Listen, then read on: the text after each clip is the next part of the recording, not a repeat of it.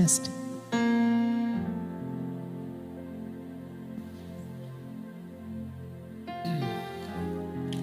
Well, good afternoon, everyone.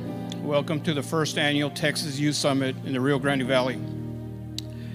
I want to thank each and every one of you for taking time out of your busy schedules to be here in this monumental event.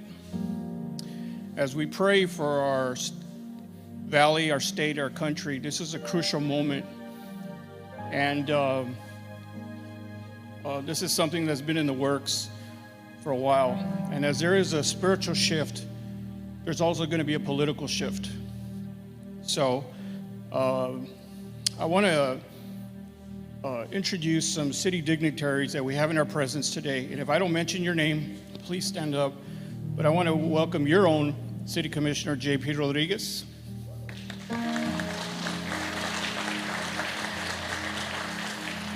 Mr. Robert Lopez, your Assistant City Police Chief. Dr. John Guerra, he's running for State Representative. Mr. Omar Quintanilla, City Commissioner from McAllen. Mr. Ruben Plata, a great friend for over 30 years, the great City of Mission City Commissioner. And his wife, Terry.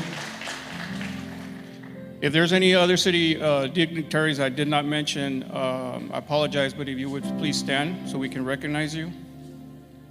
I know we have Pastor Art Beckwith and Sister Nan from the prayer rooms here in Weslaco.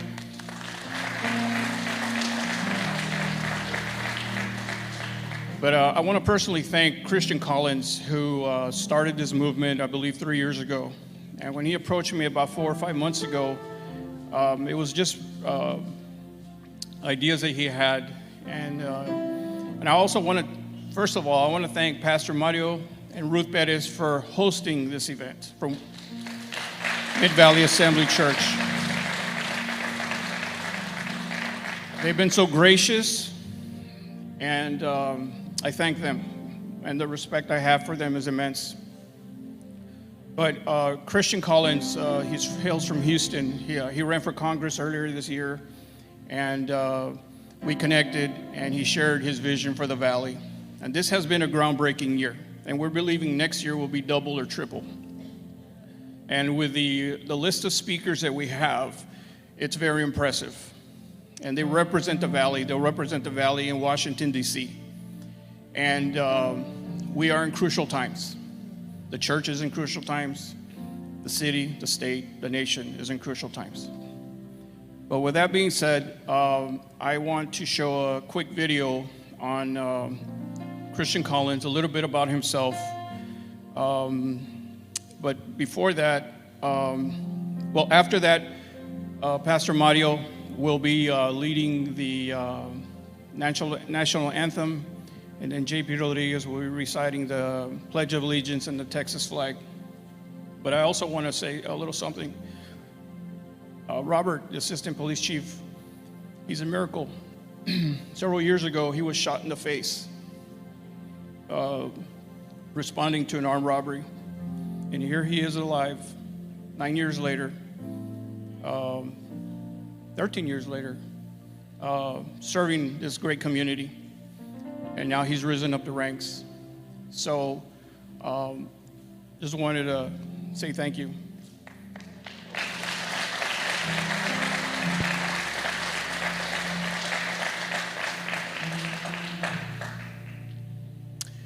Okay, well, Pastor Mario, will you open up with the national anthem? And then after that, we'll show a video of Christian Collins after the Texas pledge is recited.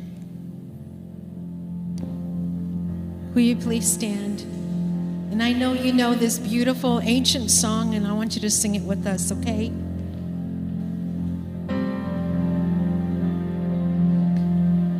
Oh, say, can you see by the dawn's early light what so proudly we hailed at the twilight's last gleam?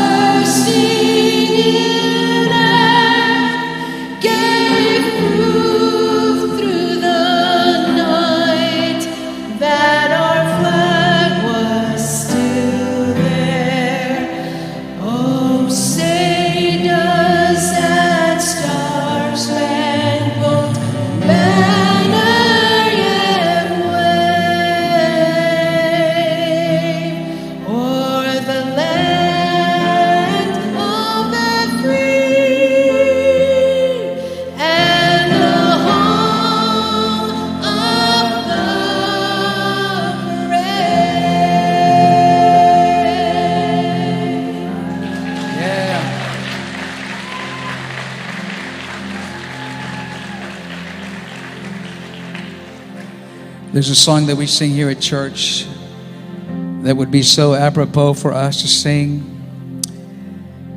the name of Jesus over our country. What do you think?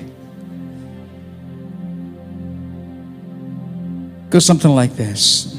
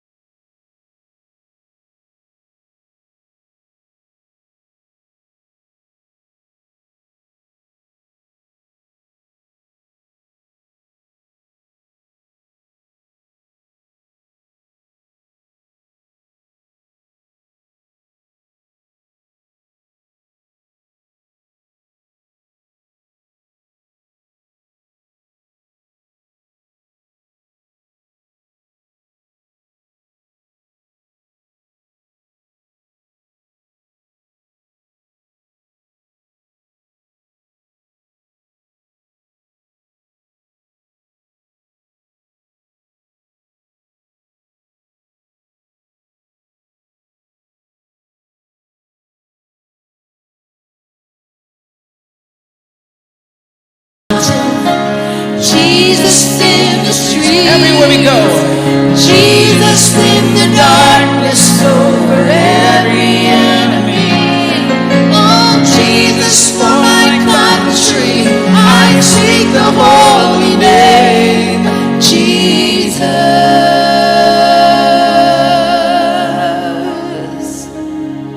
Shout Jesus. Because your name is power. We thank you, Lord, because there's still hope for America. In Jesus' name, amen.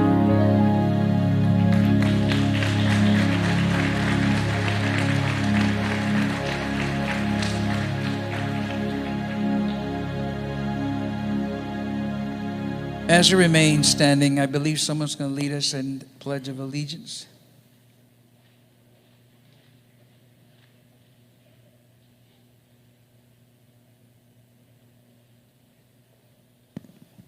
Thank you. Please join me in the Pledge of Allegiance. I pledge allegiance to the flag of the United States of America and to the republic for which it stands, one nation, under God, indivisible, with liberty and justice for all. And now the Texas Pledge. Honor the Texas flag. I pledge allegiance to thee, Texas, one state, under God, one and indivisible. Thank you.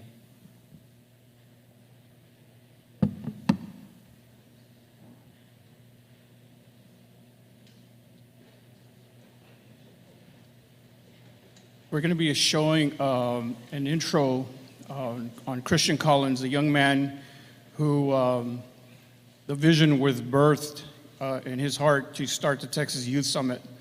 I know this past year, and last year, they had it in the Woodlands in Houston, and his event has grown in the last 3 years.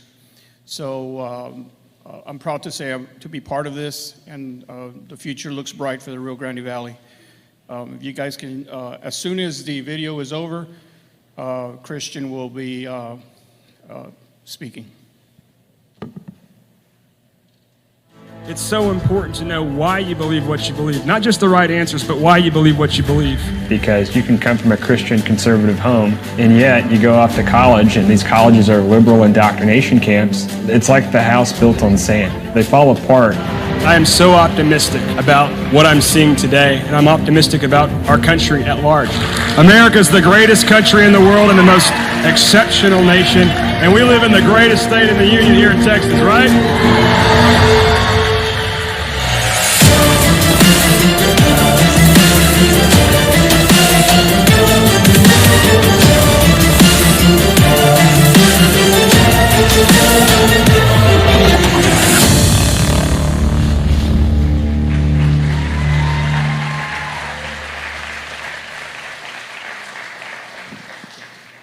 Well, God bless Texas, amen?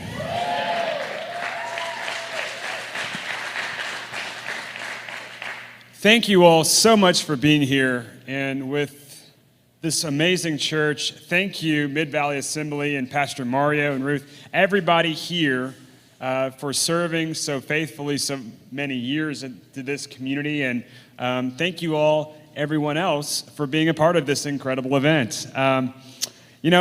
I've been very blessed in my life to see, just walking by faith, that you take little steps of obedience and big things can happen.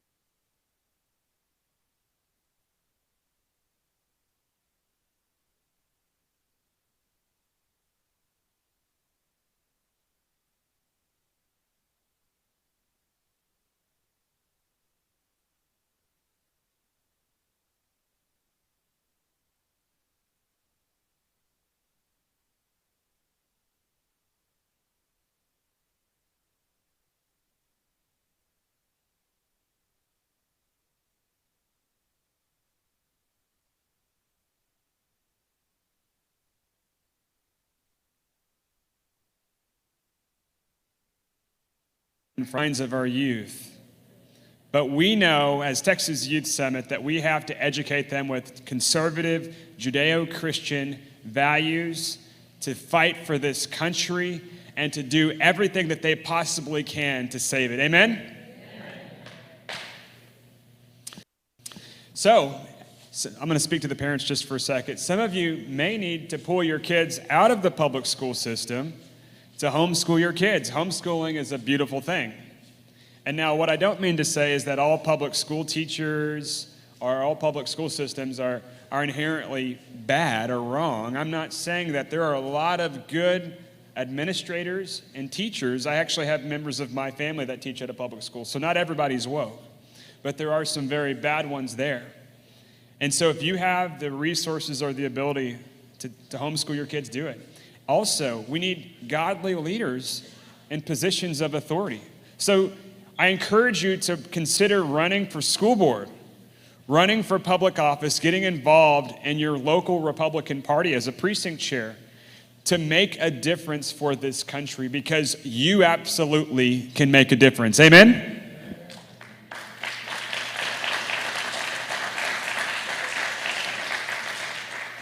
And by the way, guys, early voting is Monday.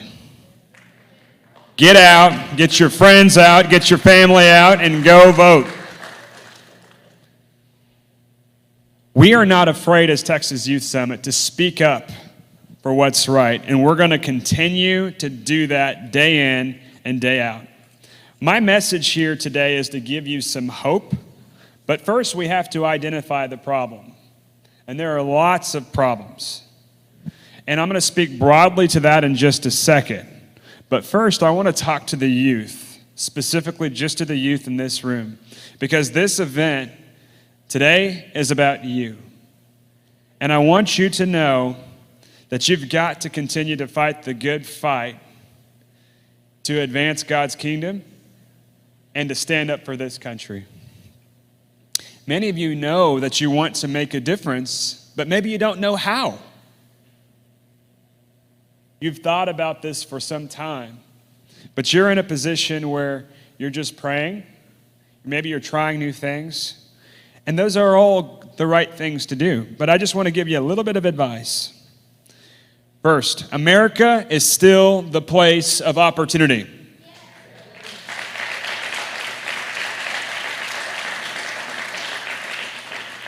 I'm an optimist, and I don't think for 1 second that God is done with America. Amen? So if you work hard, show up on time, do your work, volunteer, good things will happen. I've never found an opportunity in my life by filling out a resume online. That's what people need to do sometimes. But every opportunity I've had has come through a relationship. So life moves at the speed of relationships. So you have to get out there and volunteer and serve, yes, to meet people. When we fail, and we will fail at sometimes. We'll fail at life, we'll fail at different jobs, we'll fail at relationships. We have to pick ourselves up, and we have to keep going. That's a part of life. You have to have that grit and tenacity to keep going. I don't need to tell some of you in this room that you need to start adulting because you already know that. Maybe some of you are already building your resumes. You're part of extracurricular activities at school. You're part of the honors program. But just as much as you build your resume, you need to build your character, because that is what's truly lasting.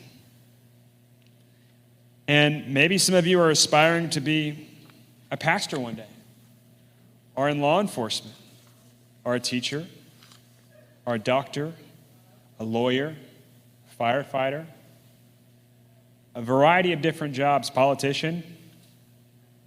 Maybe you want to be in politics and be a social media influencer, an author, a writer.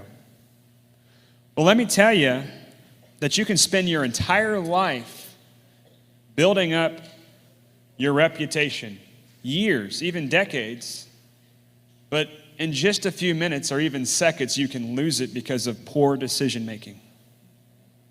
It's so important that you have the right moral compass, that you're able to make the right decisions. And so what that means is you have to start making the right decisions now. You have to start each and every day becoming the person that you want to be by being that person today. Don't wait. And maybe some people never get in trouble for their poor decisions. But what good is it to have a public life not match up with your private life and your private life be in shambles? The misery that some of these people have to go through. And what good is it to gain the whole world but lose your own soul? Proverbs 4:23 says, above all else, guard your heart, for everything you do flows from it. We should set up a couple of different things in our lives. The first of which is healthy boundaries. We should have some lines that we won't cross. Some people we won't spend time with.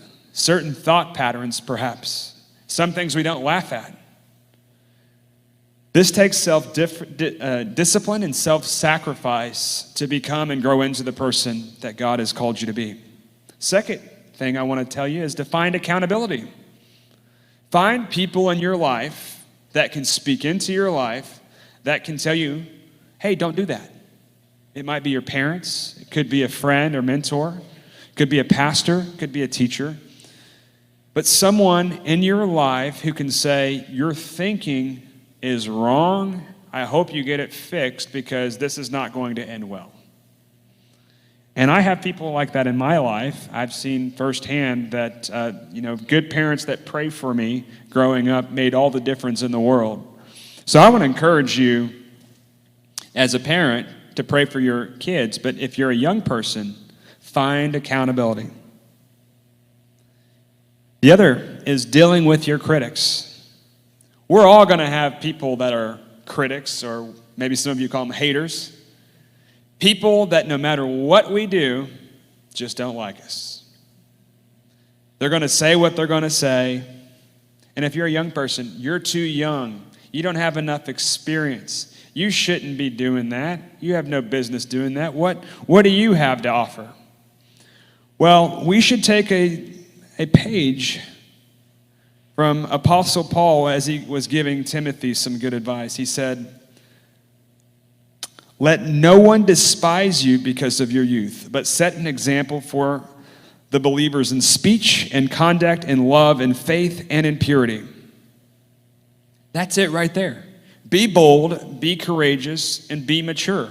Pray for the maturity as a 15-year-old, as a 20-year-old, as a 25-year-old, as a 50 and 60-year-old.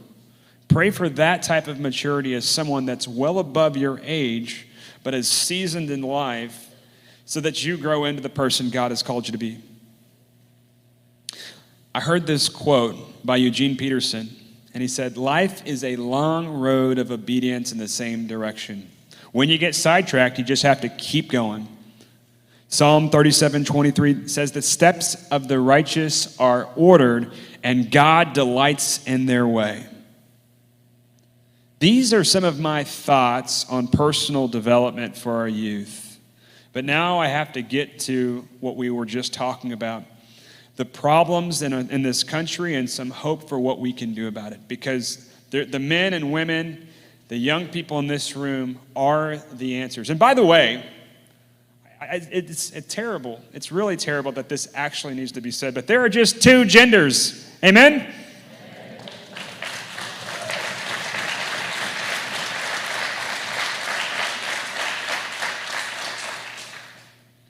Look no further than problem number one, the economy. It's as bad as the days of Jimmy Carter.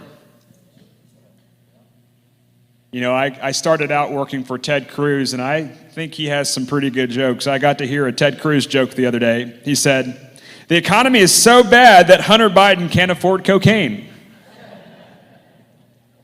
The economy is so bad that Antifa can't afford bricks. The economy is so bad that Nancy Pelosi's husband can't afford more alcohol." Seriously, though, the question needs to be asked. Are you better off under Joe Biden than you were 2 years ago? You guys answered the question. It was a rhetorical question, but I want to hear you louder, actually. Are you better off than you were 2 years ago under Joe Biden? No. Exactly. The price of gas is at an all-time high, and the only reason it has gone down is because the Biden regime has taken from our strategic energy reserve. We had 180 million barrels, and they've sold 165 million to our enemies.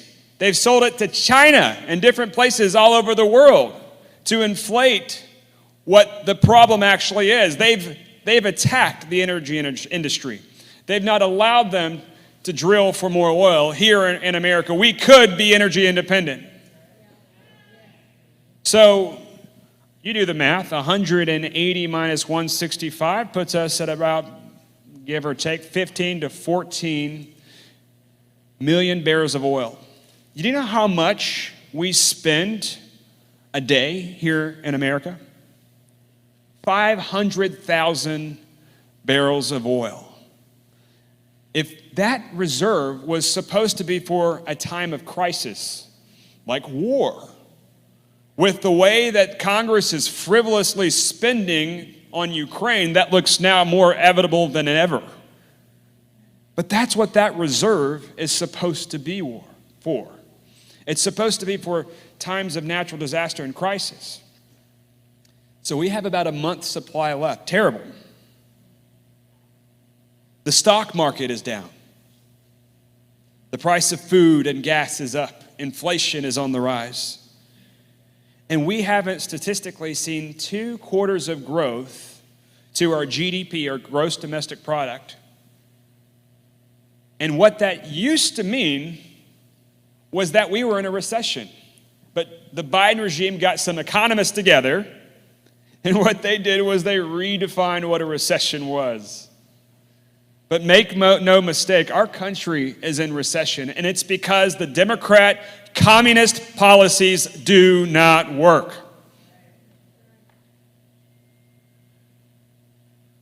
I don't know if anybody got to see Joe Biden the other day. He was doing the meme. He was eating some ice cream. And they asked him about the economy. And he said, our economy is strong as hell, as he's eating the ice cream, just like the meme that everybody makes of him. This man is so incoherent and delusional. Our economy is not strong, and it could be so much better. We've got a lot of work to do.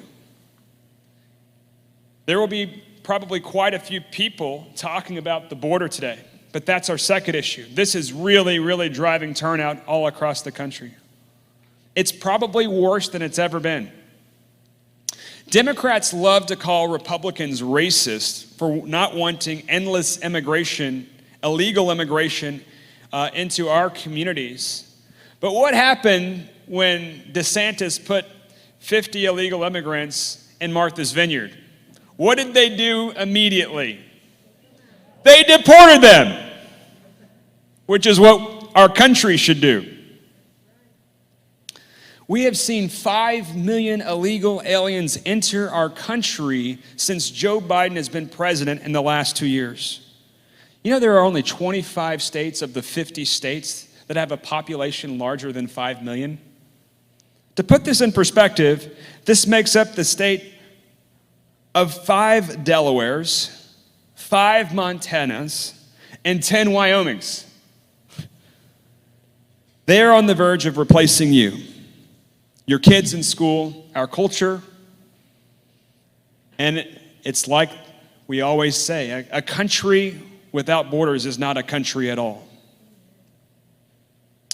This year alone, we have seen 107,000 people die of fentanyl overdose. Many of them are youth. A mother or a father shouldn't have to worry about if their kids go trick-or-treating, whether there's going to be fentanyl in that piece of candy they're getting from a stranger. But that's the place that we are in now as a country. And many of this is coming from our enemy, China. They're bringing in the fentanyl, and the drug cartels are smuggling it in. And that's not the only thing that they're smuggling. Human trafficking is at a terrible all-time high. I have heard the horror stories. I've been down to South Texas quite a few times. And maybe many of you already know about the rape trees. When these monsters who are doing the trafficking have their way with children, and they stick their undergarments as ornaments on these trees, it's absolutely terrible.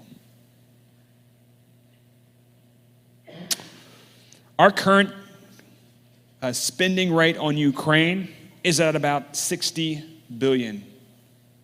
But unfortunately, when Republicans controlled Congress, we couldn't get $5 billion for President Trump's border wall, which is an absolute shame.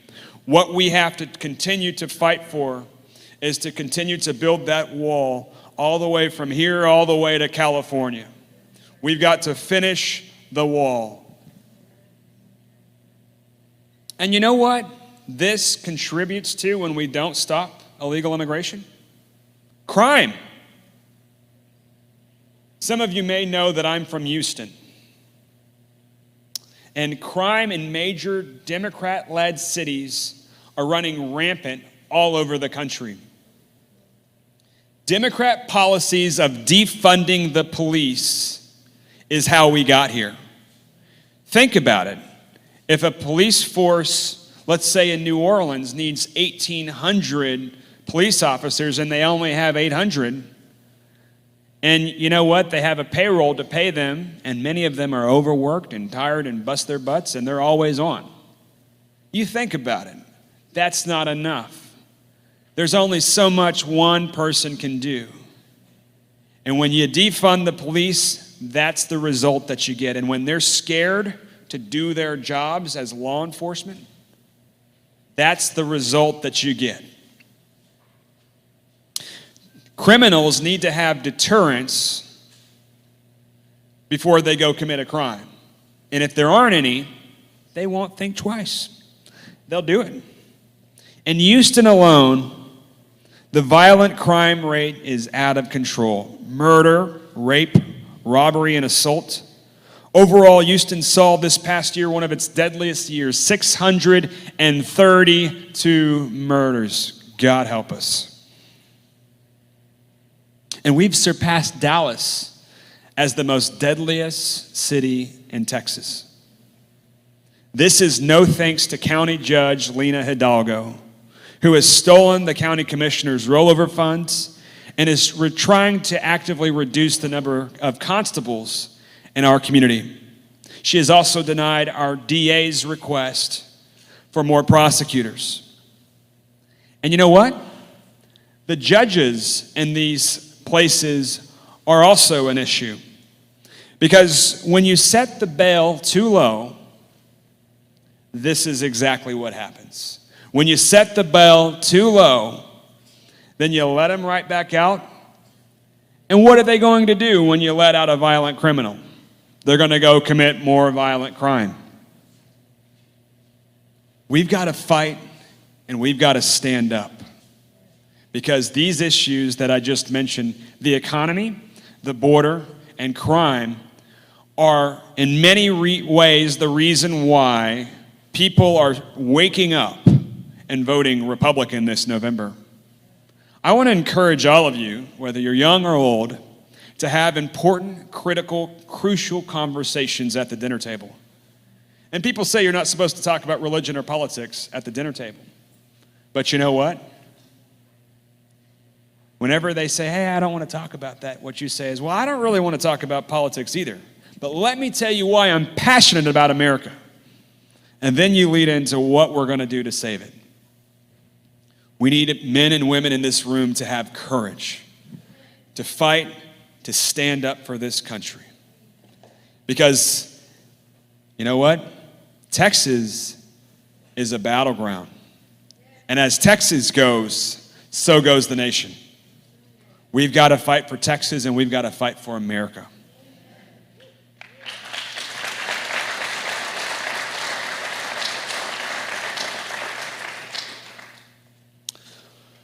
We've got a shot at taking back Congress.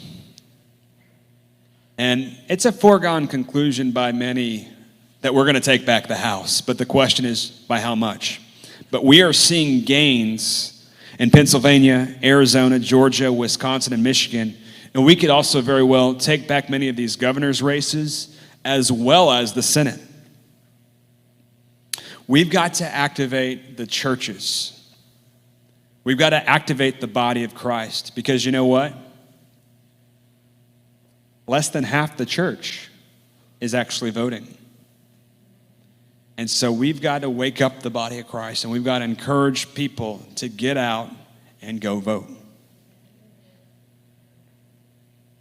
And you know what? If this overturning of Roe v. Wade, which is amazing, am I right?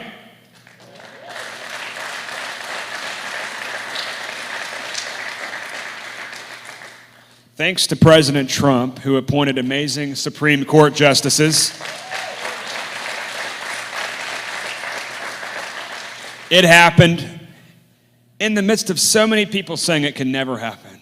And if that political victory of overturning Roe v. Wade has taught us anything, it's that we should never, ever, ever give up. And what people say is impossible is actually possible. And you know what?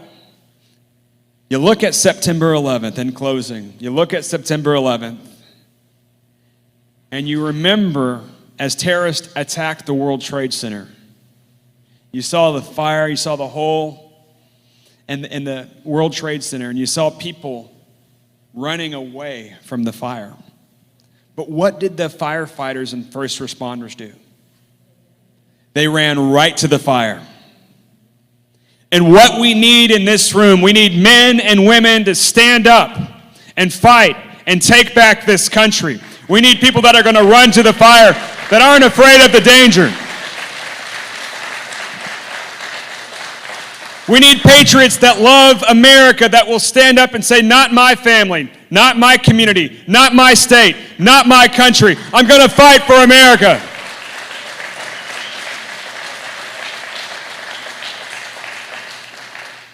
This country is worth fighting for. So what we have to do is we have to truly fight, we have to stand up, and we have to vote this November, because a red wave will only happen if we make it happen. If we block walk, if we phone bank, if we call our friends and neighbors, if we bring people to the polls, if we get the word out and get the vote out, we will have a red wave this November. Let's fight. Let's stand up for this country. Thank you, guys. God bless you. God bless Texas.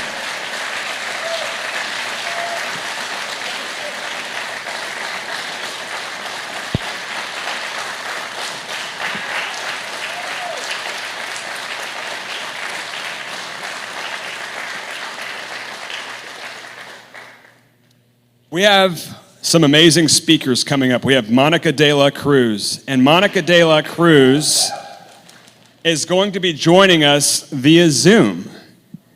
And I am so excited to introduce her. So as our tech team is getting that set up, let me just say that Monica de la Cruz is really a matriarch in and of herself. She's ran in the District 15, and she really paved the way last time, and she very well could have, or possibly did, but she should have won. And you know what? She's going to win this time.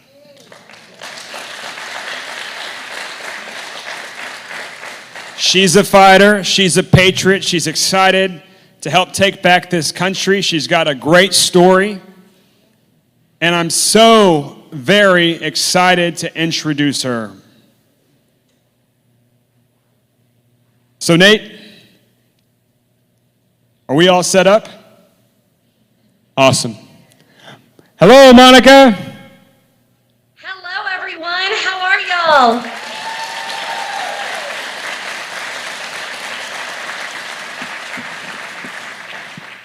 Well, those that are traveling down here to the 956, welcome to South Texas and the RGV, and to mi gente from the Rio Grande Valley. I could not be more humbled nor more proud to lead in this fight to save our country and to save Texas. What's going on here is just nothing short of a miracle. And as you and I both know, with God, all things are possible. You know, I'm born in San Benito. I was raised in Brownsville by a single mother. I attended James Pace High School, so I'm a proud Vi Queen, and made my way to the University of Texas, San Antonio, where I became a road runner and graduated with my BBA in marketing. You know, South Texas is such a special place, and it was here that I opened my first business in Alamo. And I say I'm truly a Valleyite. Born in San Benito, raised in Brownsville. My business is in Alamo. I've lived in McAllen, and now I'm very proud to be a resident of Edinburgh. I love the Rio Grande Valley. And you know what? I love this great country, just like you. You see, my grandfather served proudly in the United States Navy, and my brother served 20 years in the Air Force. And I talk to people every day, and I tell them, look, I came from simple beginnings with a single mom who worked hard to make ends meet for my brother and I. And I remember growing up, and my mom would say, look, we may not have much or a lot, but what we do have, we're going to take care of. And she made me iron my clothes, iron my shirts, iron my pants, because she said we're always going to look presentable when we go out. And you know, in those days, I drank from the manguera just like everybody else, and did slip and slide in our carport, and it was a good time. I never felt like a victim or that we were poor or that we couldn't afford things. In fact, I felt proud. And my mom would tell me, "Mijita, you are so lucky. We are so lucky to live on this side of the border, because here in the United States, you can do and be anything." And that really spoke to me, and it spoke to my brother who served bravely in our country. And it spoke to me because my desire was to be a small business owner, which I have owned a successful insurance for the last 20 plus years. And probably like many of you guys sitting there today, I didn't relate to Washington, D.C. I wasn't interested in Washington, D.C. I was busy raising 2 children who are now teenagers and raising a business. And I really felt like that's where my focus was until President Trump went into becoming the nominee in 2016. And look, we know our great president was colorful. And whether you liked him or not, you were always going to pay attention to what he was going to say next. And I was one of those people. You know, I wasn't involved in the PTO, never ran for any city council or county official. That just didn't interest me. But I started to pay attention to what was happening on the national stage and started to pay attention to the media and how our president was being treated. But what really hit home was how our brave Border Patrol agents, those brave men and women who are on the front lines right here in the Rio Grande Valley, and thought, wow, these guys, these brave men and women are out there every day sacrificing for us, but look how they're being treated by the media. And I'm blessed enough to live right across from one of the main stations here off of 281. And so many of the Border Patrol agent families are in my neighborhood. And what people don't know and what they don't hear are the stories that happen in my neighborhood, such as the wives who will send out a group message on our neighborhood app and say, "Do you have any toys that you're not using anymore? Any books that you could give away?"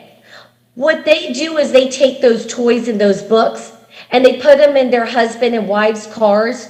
So when they find these abandoned children from the cartel, that those Border Patrol agents can give that child a bear to hug while they're waiting, or book to look through while they're waiting in these long lines. It's so, so sad. The stories that the media won't tell you are how their husbands and wives are waking up early to make sandwiches as they come across kids your age and younger. And those are the stories of the brave men and women that I felt now is the time to stand up. Stand up for those that are protecting us, like our law enforcement and our Custom and Border Patrol agents, but stand up for our values. The way that you grew up here in the Rio Grande Valley, and I grew up surrounded by familia, where we go to our tia's house, and we might have lunch there on a Sunday, or we spend Christmas together, Navidad, and we celebrate with our family that we love so much. That we go to quinceañera and dance songs from our beloved Selena. That's the gente from the Rio Grande Valley. The values of faith, family, and freedom. And when I say freedom, I mean the opportunity to work, the opportunity for the American dream.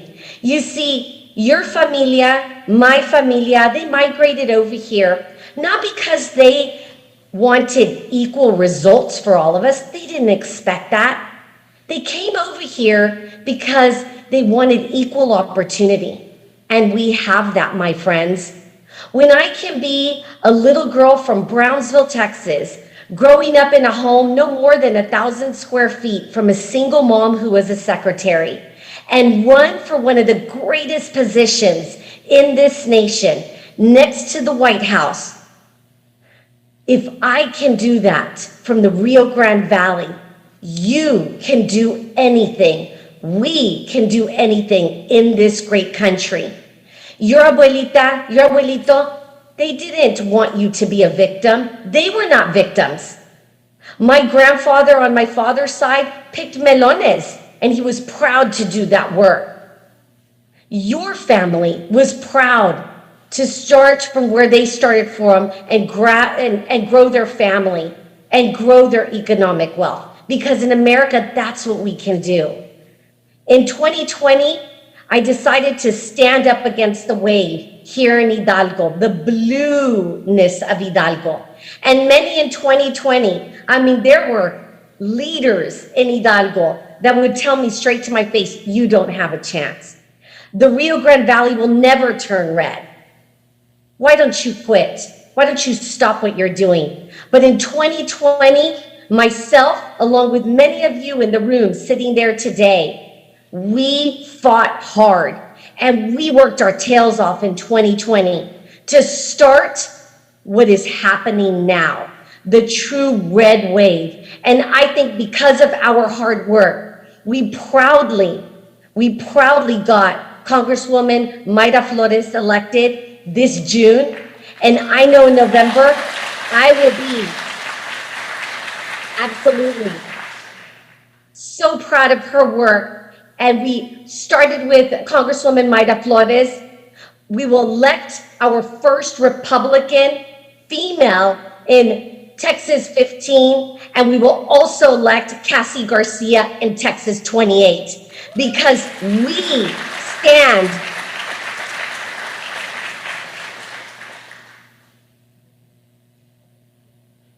fiercely and we are relentless. That is why they call us the triple threat. We are the threat to what the squad is doing to our country. We will stand up against the Biden administration and what they have done to our country.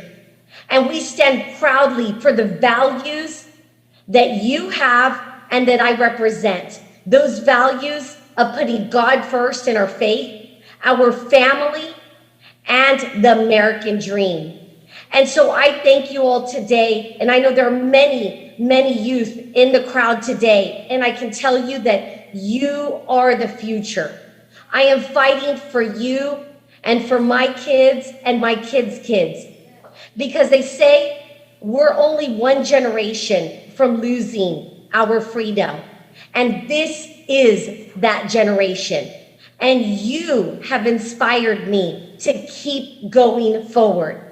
And I invite you to join us at monicaforcongress.us. Join the fight, because you youngsters, you, the youth, are the fuel that will keep this fire burning in South Texas and allow us to be the voice for you and for our future. So I ask for you to please go to monicaforcongress.us today. Join our team, because come November 8th, we are going to flip South Texas red. And I know that God is using us.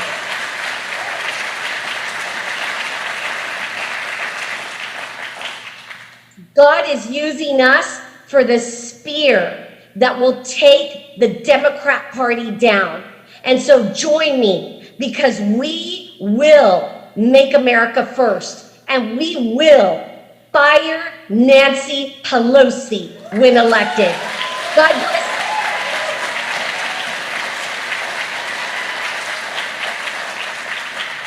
God bless you, and God bless America. Thank you all.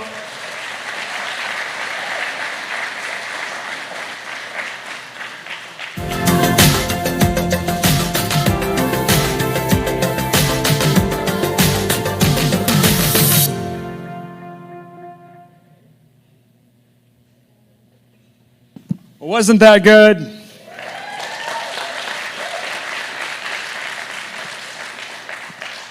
Well, I have another awesome young leader to introduce to you, Cassie Garcia. Everybody give it up for Cassie Garcia. Well, as she walks to the stage, I'll tell you a little bit about her. She's a mother, She's a wife of a Border Patrol agent. She's a Trump appointee. And she's in the Cruz family. She was a protege and worked for Senator Ted Cruz. So give it up for Cassie Garcia.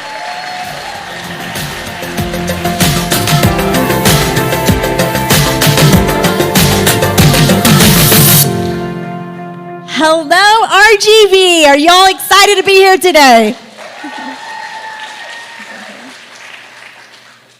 Well, I am the second spicy taco here today, so going after Monica De La Cruz, but we are the Texas Triple Threat, and I can't wait to see November 8th, that red wave that red tsunami that we're gonna see here in South Texas.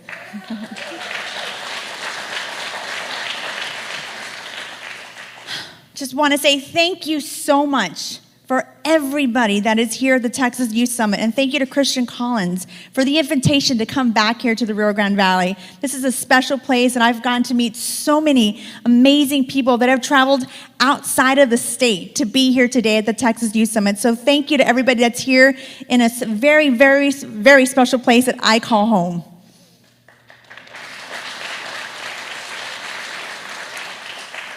It is truly an honor to be among so many patriots and freedom fighters who are ready for a better way forward. I am Cassie Garcia, and I'm so honored to be the Republican nominee for Congressional District 28.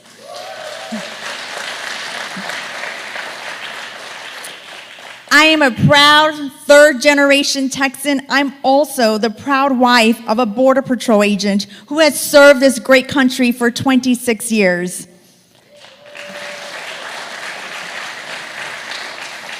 I want everybody to know that I grew up right here in the Rio Grande Valley, and I've lived here my entire life.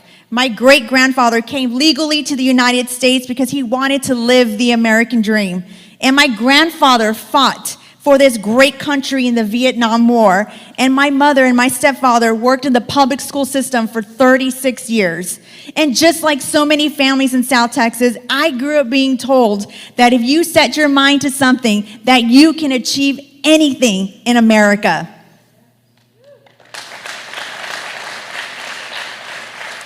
In my family, my stepfather worked 2 jobs. He was a teacher by day, and he was a musician by night. And he would work extra to help us to do extracurricular activities.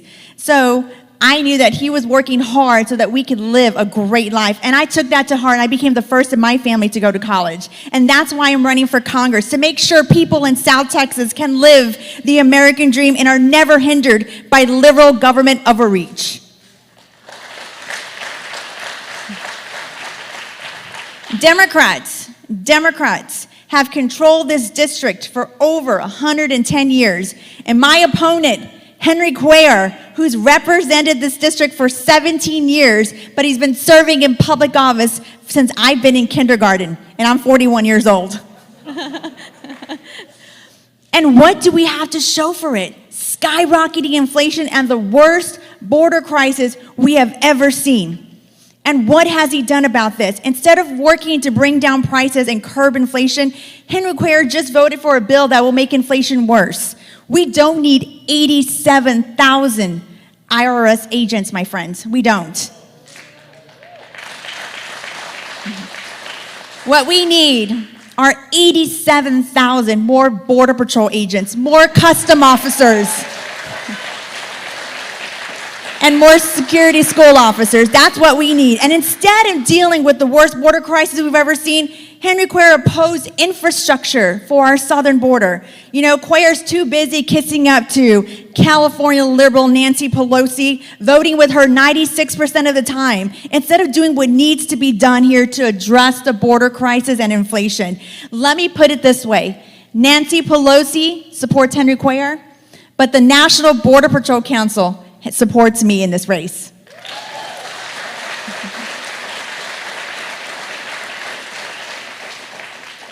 For the past 17 years, I've been working in public service, fighting for conservative principles and to secure our southern border. For several years, I worked for the Texas Commission of Agriculture, where I helped to make sure farmers and ranchers in South Texas had the resources and the freedom to be successful. Under President Trump, I was appointed as the commissioner of the White House Hispanic Prosperity Initiative, where we worked to make sure Hispanics had the educational and economic opportunities they needed to live the American dream. And for 8 years, I was Senator Ted Cruz's deputy state director, where I was laser focused on fixing the border crisis, from meeting with farmers and ranchers who have illegal immigrants crossing their land to local leaders who are trying to deal with a huge influx of illegal immigrants under President Biden. So I know firsthand what this district is going through when it comes to the border crisis. I can't wait to retire Henry Cuellar because I believe securing the border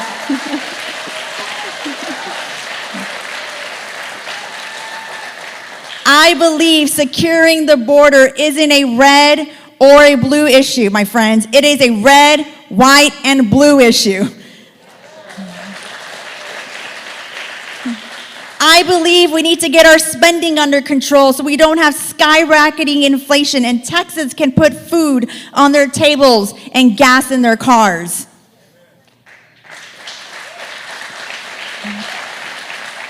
I believe we need to have energy independence and bring more jobs and more opportunities to the Rio Grande Valley. And I will tell you this, my friends, what we've seen here in the Rio Grande Valley is an absolutely amazing shift. We saw the win with Mayra Flores on June 14. She made history as the first Mexican American-born congresswoman. And I'll say it right here, that red wave that sent Mayra Flores to Congress on June 14th is that same red wave that's going to send Monica de la Cruz to Congress. And it is that same red wave that's going to send me to Congress come November 8th. And it is that same red wave that's going to send Nancy Pelosi packing.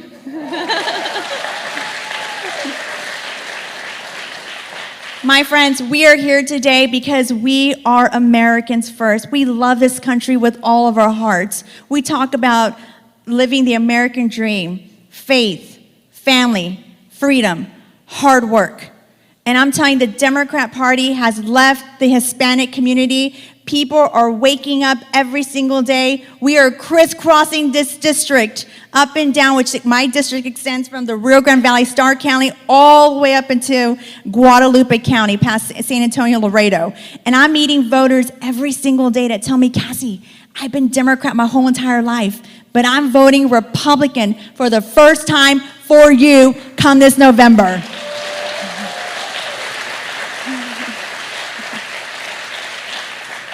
I want to tell you, I'm so incredibly blessed. I truly am. And I thank my parents every single day because I was given so many opportunities here in the Rio Grande Valley. I started my career here in the Rio Grande Valley. My first job was 16 at Peter Piper Pizza in Edinburgh, Texas. And right when I got out of college, my first job was with City of McAllen. So my opportunities were right here. I started my career and I'm so blessed with the opportunities, and I want to make sure that we continue those opportunities for everybody here in South Texas. And I can't wait when we fire Henry Cuellar November 8th. I will be the first Hispanic female to ever represent this great district, 28.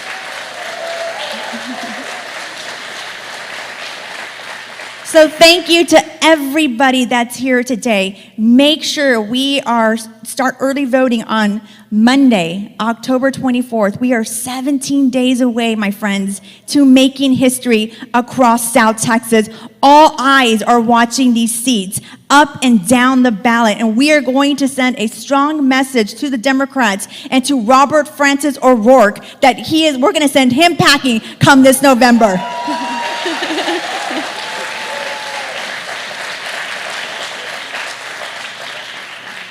So from the bottom of my heart, thank you for supporting us. Thank you for doing what you do, block walking, making those phone calls, poll watching. Thank you. You are leading this movement. And to the young Republicans that are here today, everybody that is here, you inspire me every single day. Thank you for what you're doing. You are the change, and you're the reason why I am fighting for you. You are the reason why I decided to get in this fight to protect the American dream, to protect this great country that I love, and to protect our southern border. And that is what we're going to do when we take back the House come this November.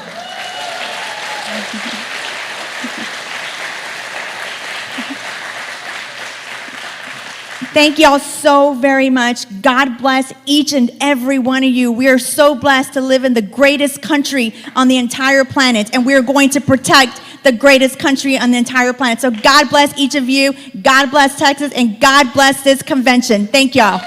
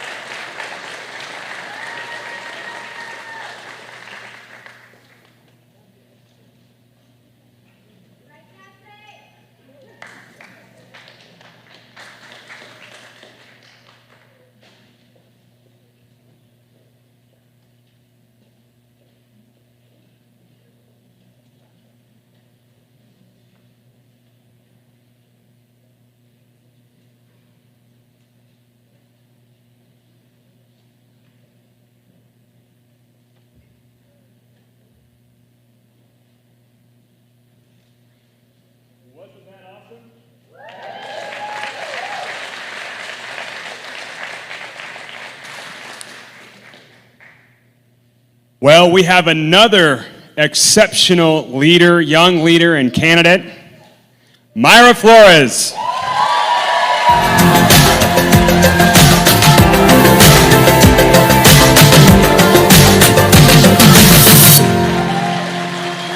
We played the music before I even got to tell you a little bit about her. Wife of a Border Patrol agent, leader, an amazing candidate that's attracted so much energy and zeal to South Texas. And you know what? There's a lot of people after her district changed a bit that said this wasn't winnable. Because after she won the special election, it went from a -6 to a -16. But you know what? With God, all things are possible.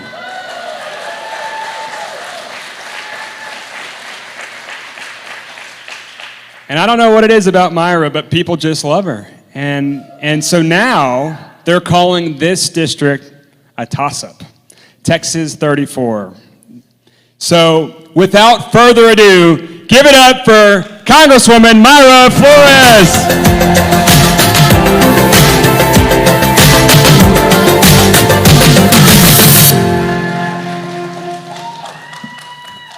Thank you so much. Wow.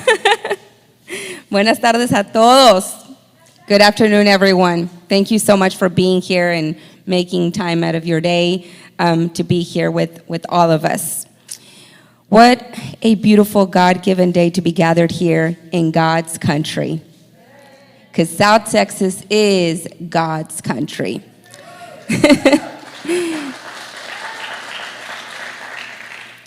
I want to start by saying thank you to the Texas Youth Summit for bringing this amazing event here in Hidalgo County for the first time ever.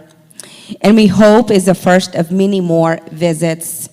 I also want to extend a warm welcome to Kayleigh McEnany and Christian Collins, of course, and their amazing team. Thank you for coming here to South Texas and believing in us. And thank you. Christian Collins has believed in me since day one. You know, when no one believed in us, Christian Collins was right there, right beside me, inspiring me and pushing me and telling me, yes, you can do this, just keep on going. So I'm forever grateful to you, my friend, for doing that. And as a resident of Hidalgo County, a longtime friend of the Texas Youth Summit, and now a member of Congress, it means so much to welcome all of you to the RGV, and it's great to be surrounded by freedom-loving youth. If you've been following the awakening that is taking place in the RGV, you know we're witnessing something special, not just politically, but spiritually. Conservatives have shown that with prayer, hard work, determination, and with the right message, we can change politics for the better in our community, our state, and in our country. This is a moment for all of us to thank God for everything He's done for us, all His amazing blessings, and in particular, the privilege He's given to each and one of us to live in the greatest state, country in the world. But with such blessing also comes great responsibility.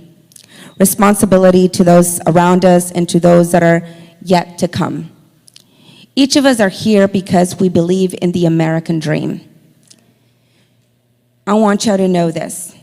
Every single one of you is living the American dream.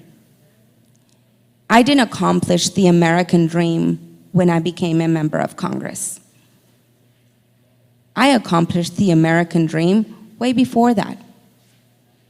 I ran for Congress to fight to keep the American dream alive.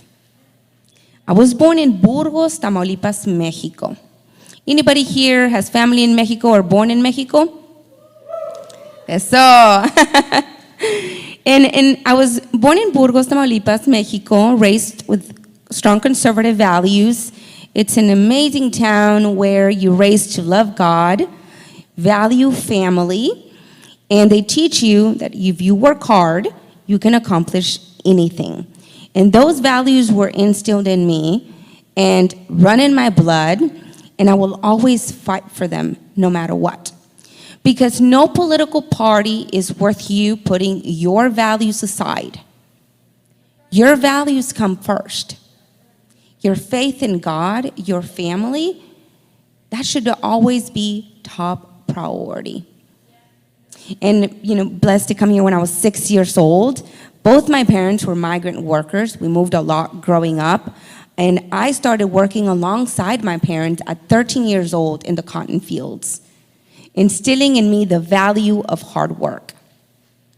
Graduated from San Benito, became a respiratory care practitioner. I'm a proud Border Patrol wife. I am a mother of 4. That is the American dream. And I accomplished the American dream.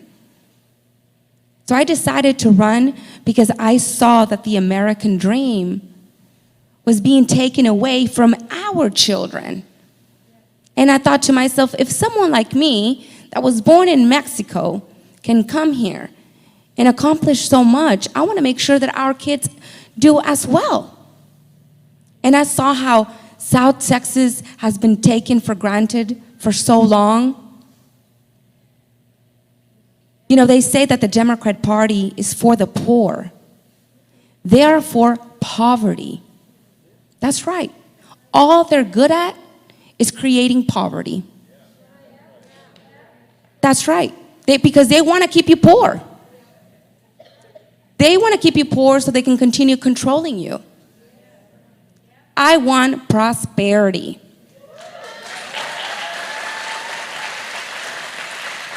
I want us to lead in this country. I want Texas District 34 to become leaders of the United States of America. Because you elected the first Mexican-born ever in Congress, here from South Texas. No one can take that away from us. So I see the potential in us. See, the Democrat Party and my opponent sees no potential in us. See, my opponent thinks that you need him. No. I'm here to work for you. We need to remind Washington who they work for. We work for you. And this government has gone so powerful that they forget who they work for. I want to give back the people the control of their lives. If you notice, they've taken away our money. And I believe that you should have more money in your pockets, your hard-earned money, and you spend it the best way you think it is. It's your money. Why does the government continue to take away and take away and take away? And I feel like the more successful you are, the more they want to take away. The more. So they make it so hard. And then they want to pay people for not working. No. They want us to be there. They want us to stay there, to continue controlling them. That's not what I want for our children. That's not what I want for us. Because I believe in the Hispanic community. I believe in all of us. Because at the end of the day, it doesn't matter if you're Hispanic, African American, or white. We're all Americans. We all bleed red.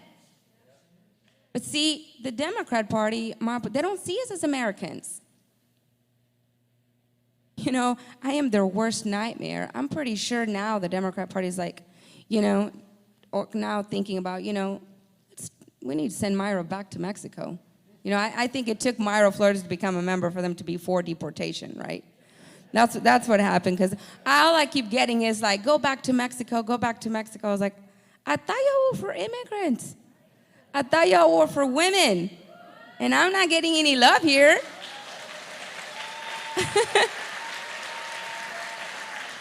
I mean, just a few days ago, I was told not to speak Spanish, that we were in America. I was like, wow. It bothers them so much.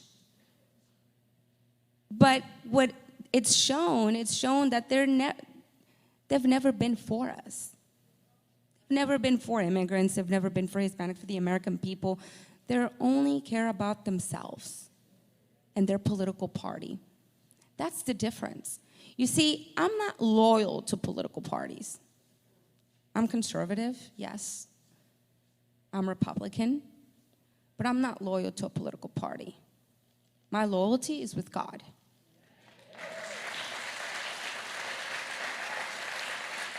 My father, who was a Democrat all his life, said, don't make the same mistake I did when I told him that I was going to be running. I was loyal to a party that wasn't a representation of how I raised you, of how I was raised. But because I always voted that way, I kept voting. I was loyal to a party. So I'm asking you that if in 20, 30 years, the Republican Party no longer stands for those values, I don't want you to be loyal to the party. I want you to be loyal to God, to the values that were instilled in you. And it's so true. He is the John F. Kennedy type of Democrat. And he says, I didn't walk away. They walked away from me. They are no longer fighting for the values that were instilled in me. And it's heartbreaking because at the end of the day, we want two healthy parties. We want what's best for the president because we're all in the same boat and we're all sinking. And it's heartbreaking to see that you have an administration that you're constantly fighting against. And they're supposed to be wanting what's best for this country. Because at the end of the day, we're all Americans. This is our country. This is very difficult because it wasn't this way. We're not talking anymore. We stopped talking to each other. And I believe that was the goal. Russia, China, they see us all as Americans. They don't see us as Democrats or Republicans. You think that the day that we're no longer here on earth, you think God's going to ask you, are you a Republican or are you a Democrat? You think he's going to ask you that? No. He's not going to ask you that. But they want us divided to weaken us as a country. And I ask the entire country, I ask my district, I ask South Texas, let's come together for what's best for our community, for what's best for our country, for what's best for our children. Look what this administration is doing. I'm talking to people every single day, talking to a single mother who said, for the first time, I had to get a loan to buy my child's school supplies and clothes because I just didn't have enough. And I don't know if I'm going to be able to pay the loan back. Speaking to many of our elderly who say, I'm going to have to go back to work because my retirement is just not enough. I made a man who said, I'm very upset with this administration because my wife, 29 years of marriage, almost 30 years of marriage, he said, never had to work. She stayed home, took care of the family. Now I'm very upset and I'm voting Republican because my wife now has to work. And he's like, and I miss my wife being home, and it hurts me and it kills me that I can't provide, that it's not enough what I make for my family. And so these are the real issues that are impacting people, and that are not impacting certain people, just, no, Democrats or Republicans, it's affecting all of us. Washington is, what's going in South Texas? What's going on? Why are they voting for Mayra Flores? Well, one, because she has common sense, right? And because she's putting her constituents in her district first. She's putting the people that elected her to be in that position first. And that's what every elected member of Congress should be doing. My opponent is a member of Congress in Texas 15. What are you doing here? What are you doing in Texas 34? You've been a member of Congress for 3 terms. But yet, he wants to come here and do nothing, just like he's done nothing in Texas 15. Enough is enough.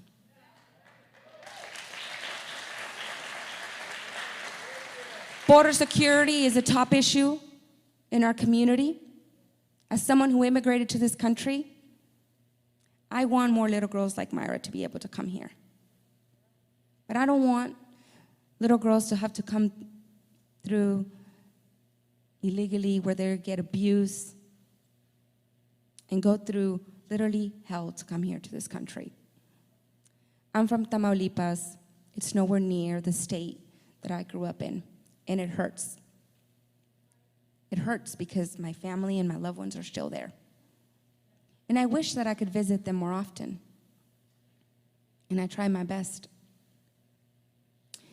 And it's because of these criminal organizations that we cannot continue to support this administration that is encouraging people to come here knowing the dangers. Let's focus on legal immigration. Let's improve the legal process so it doesn't take 10, 15, 20 years. And immigration reform is important. We want to encourage the good people to come here legally, to work hard, to accomplish the American dream, but we want them to come here legally. So our Border Patrol agents are able to focus on the fentanyl that is coming into our country. And if you have not talked to your child about fentanyl, please take the time to talk to your children. And those of you, kids, listen up. This drug will kill you. Don't take any chances. Talk to your friends about this dangerous drug, that it takes this small for it to take away your beautiful life.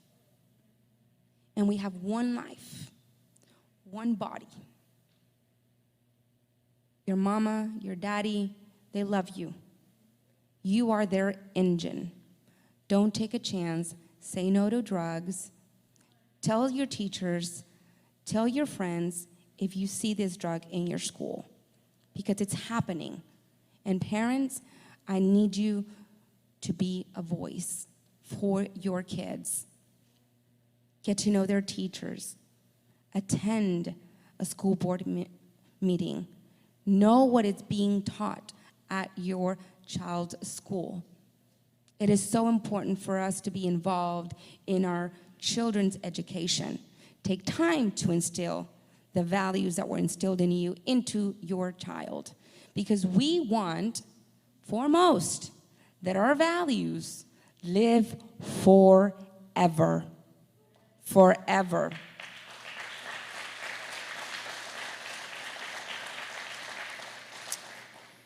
Briefly, here's what at stake in this coming elections.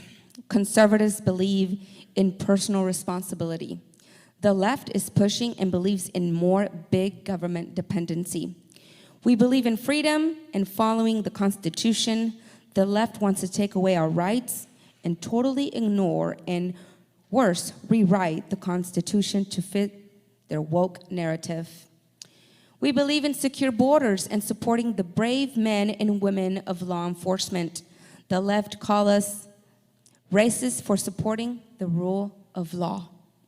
Imagine that. They call someone who was born in Burgos, Tamaulipas, racist. Makes no sense.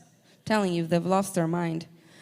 We believe in defending life in all stages. They believe in the right to choose between life or death and up to 9 months of pregnancy.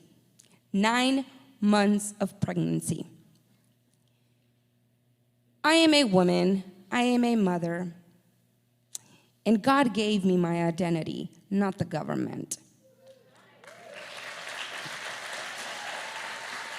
Don't allow the government to give you your identity. God already gave you your identity. Success in November and the future of our nation is in your hands. Early voting starts next week. Take your abuelitas, your aunts, tíos, tías, cousins, you name it. Spread the chisme, spread the gossip, okay? Take everyone to go vote on Monday, of course, for Mayra Flores, but to vote conservative, to vote for their best interest. It is up to us to ensure, and we fight to put Americans first and let our victory tide us and rise our boats. Victory is in sight, but we can't slow down. That is why what each of you do, it is so important. Every door knock, every phone call, every sign you put up, it all matters so much. And it is why we're going to win coming this November.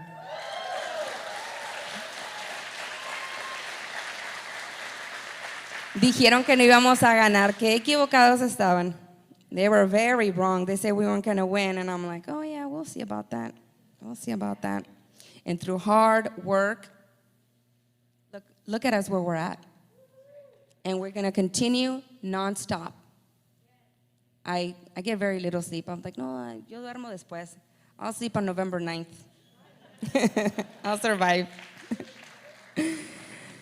You have also had the chance to hear from my amazing amigas today, Monica and Cassie, who will be going to DC with me coming this January.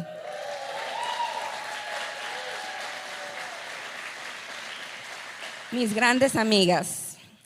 No, it takes hard work and good friends to take the fight to Washington. I am honored to have your support and your continued prayers. I need every one of you to be praying for me.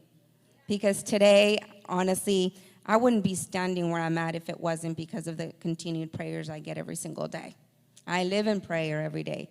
So it's important that we pray every single day, not only for our country, for our leaders, for our children. Mi abuelita vivía con la Biblia. My grandma, she always had a Bible right beside her. And she's no longer with me, but I know that her prayers still live. I really do.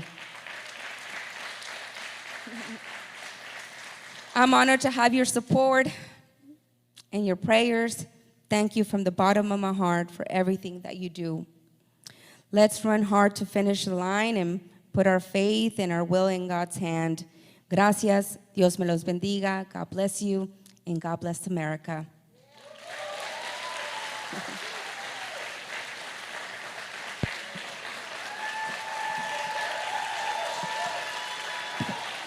Thank you.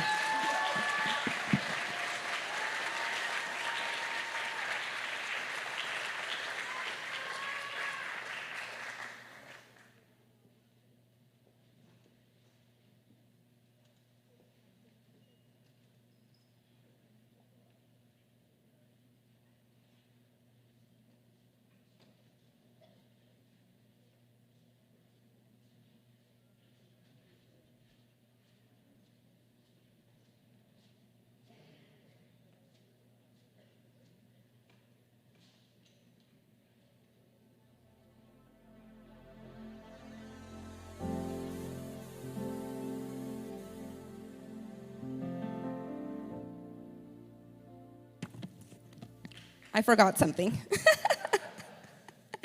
Let me see. Well, let's talk about the Texas Youth Summit. I would not be here on this stage if it wasn't because of them. So I wanted to talk to you about all the amazing things that they're doing, not only here in South Texas, but in the entire state. So the Texas Youth Summit has done so much already and can do so much more if they have more resources. The Texas Youth Summit is educating our youth with conservative and Christian values. And it's so important that organizations like this invest in our youth. They are the future of this country. So it's so important that we take the time to educate our little ones, our teenagers, about our conservative values, and this organization is doing just that. Texas Youth Summit is hosting events like this one all over the state. Their goal is also to continue to do events like this in South Texas. They're coming back, guys, and grow what we're doing today into something bigger every year. I want to encourage you to give in a big way to the Texas Youth Summit's efforts so they can continue to hire a team that can come down and help us continuing spreading the conservative message. Envelopes are being passed around the room if you would like to give. And also, you can go online on texasyouthsummit.com as we watch this short video. Texas Youth Summit videos plays. What are y'all going to be playing? This is one of the most hope-filled events I've seen.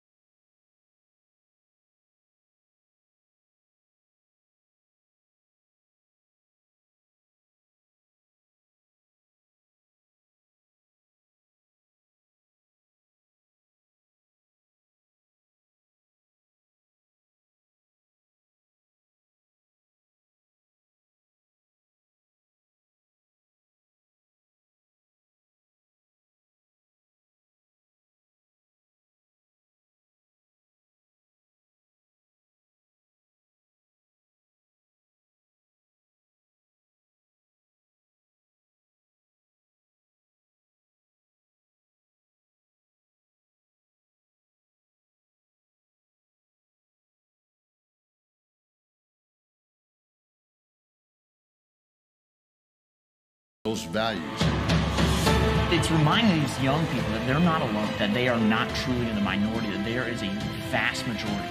God has a purpose for your life. Don't think that your life is an accident. We are all here for such a time as this, in this place, in this circumstance, for a purpose. God can use you. Give yourself to service to others and making a difference for God. If we sit idly by and do nothing, we're going to lose the greatest nation ever to exist in the history of the world. As conservatives, we need to be vocal. We need to be unafraid. Texas Youth Summit is all about standing up and saying, I want to be free. We save the country as soon as every single person who agrees with us starts speaking out. We live in the greatest state in the entire union and the most exceptional nation in the entire world. That is something to cheer about, isn't it? Wow. Amazing. Now, introducing you to Kayleigh McEnany, former press secretary for President Trump, author of an incredible book, For Such a Time as This, Fox News host on Outnumbered. She is truly an inspiration to women everywhere.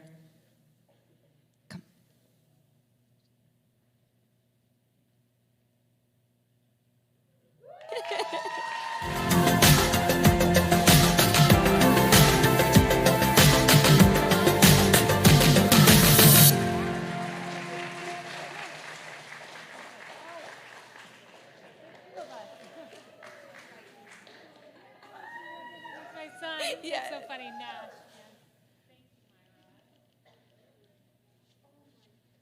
Wonderful to see all of you today. Thank you so much for that kind introduction. And my son as well, you introduced. That's great. He'll be here the end of next month. So very exciting times. Well, it is wonderful to be here in Weslaco. It really is. And I will say what an incredibly distinct honor to share the stage with so many strong, conservative Latina women. I mean, Mayra Flores, wow. I've won a district and one of the first Republican congresswoman from the Rio Grande Valley since 1871. I mean, that's quite something. And of course, Monica de la Cruz and Cassie Garcia. I've had the pleasure of meeting them today and visiting with them. Such strong women, so it's an honor to be here. But let me back up a little, and we'll get to some of the issues because it's important that we do, but just to share with you a little bit about who I am and my personal journey. A lot changed for me over the last few years. Namely, I got to become President Trump's press secretary.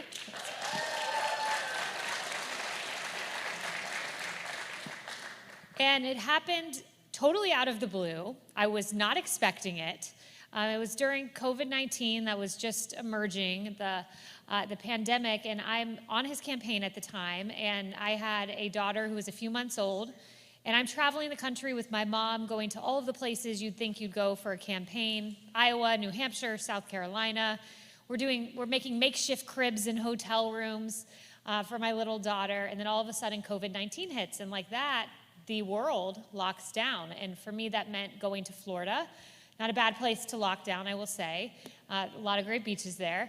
But you know, we're here, COVID-19's happening. I'm riding in the back seat with my daughter who's beside me. My mom's in the front seat.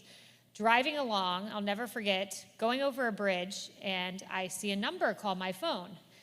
And now when the White House switchboard calls you, it's kind of an odd series of numbers, so it's not your conventional set of numbers. It's not like you could recognize it.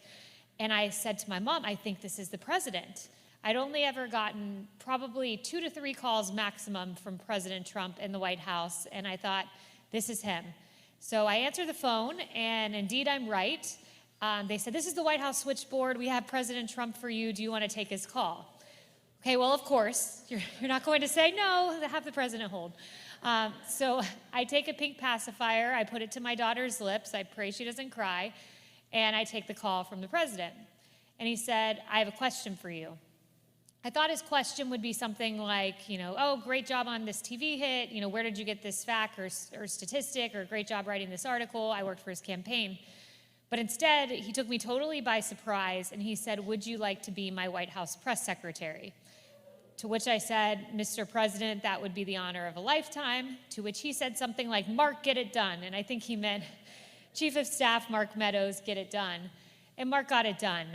I will say I was nervous to take the job. I mean, communicating with the American people during a once-in-a-generation COVID-19 outbreak that we've never seen, more than a generation, since we'd seen anything like that.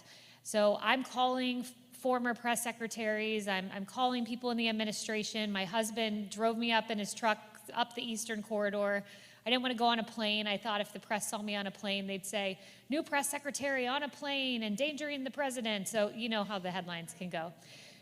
So I said it's safest just for us to drive up. So we drove up, and you know, I'm making these calls. I'm reading academic journal articles on how to be a good press secretary. There are like 2 that exist.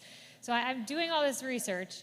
And then my dad texted me and said, Kayleigh, maybe you were made for such a time as this, a reference to the book of Esther.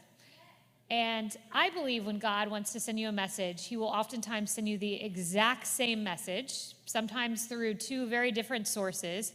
Because I can tell you, you cannot get more ideologically different, politically speaking, than my father, than Van Jones of CNN, who is on the left, but he texted me a few weeks into the job and said, maybe you were made for such a time as this. He's a brother in Christ. And I knew God wanted me to hear that.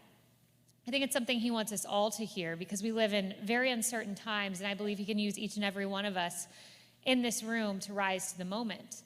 And for me, that time began on April 13th, 2020. It was my first day on the job as press secretary. I had to walk the perimeter of the White House to get to work. You have to go in this one specific entrance on your first day. So it's pouring rain outside, not ideal. I walk the perimeter of the White House. I go in the entrance I'm supposed to go into. I sit in the press secretary's office, take a deep breath, and take in this moment. It was surreal. I had been a White House intern during the Bush administration, so I remember watching Dana Perino give a press briefing, never knowing that more than 10 years later, I would be the one taking the questions. So I'm taking this in. I don't know how my first day is going to go. And then I get a call, I think it was from the Chief of Staff's office. Hey, come in, the president has a coronavirus task force briefing, come in and brief the president. I walk into the Oval Office, past this grandfather mahogany clock off to the left, onto this sunbeam pattern rug from the Reagan era. I sit on this gold couch across from the Resolute desk. The Resolute desk was given to the United States of America in 1880 by Queen Victoria. It's that historic desk, you've all seen it, iconic in pictures throughout history. I'm sitting there, and the president comes in and sits down. One thing they don't tell you when you take a job in communications or in press is you really have to learn to adapt to your boss's style. So there's no formula for it, there's no recipe, you just have to learn how to be an asset, really in real time. So I'm watching him, and he had a binder just kind of like this one, a small one, and he was flipping through the pages, reading his opening remarks for this press conference. And I noticed he would take a Sharpie and cross out parts he didn't like and write in parts he wanted. And I'm thinking, you could just ask your staff to do that. But he was very much take initiative, make the edits himself. So I watched him do this, and I'm thinking to myself, I'm not going to have any time to prep him for questions. And so he gets up, he's about to go to the briefing, and I say, Mr. President, I know what they're going to ask you today. He says, what's that? And I said, well, basically, Dr. Fauci went out on CNN, and he made a comment. The press is spinning it out of context, and they're suggesting if we would have done mitigation sooner, perhaps it could have helped alleviate COVID-19. And I said, they're just going nuts with it. And he said, well, what would you say in response to the criticism? And at the time, I had all the facts in my head, and I said, I would say on January 6th of 2020, there are 0 cases of COVID in this country, and you issued a travel notice for Wuhan. January 17th, 0 cases of COVID. You put health screenings in 3 major international airports. January 21st, 1 case of COVID. You opened an emergency operations center. On January 31st, you issued a travel ban on China, one that your opponent called xenophobic. And he said, go type that up. So I run back to my office. I type it up. I give it to him. And on that very first day of mine, I watched him read the answer verbatim, word for word, which I'd never seen him do before that. I had never seen him do after that. And I thought to myself, job well done on my first day. But as it turns out, I think he was just doing that to make me feel welcome on my first day as the newbie. But nevertheless, it certainly made me feel welcome. I didn't know, though, watching him stand at the podium and answering these questions, whether he would ever ask me to give a briefing. It had been 400 days since a press secretary had ever given a briefing. The last one was by my predecessor, Sarah Sanders. So one day, I think it was like a Wednesday, he looked at me and said, Kayleigh, do a briefing. I thought to myself, okay, we're gonna need a few weeks to get a binder together because my binder became a subject of interest to reporters.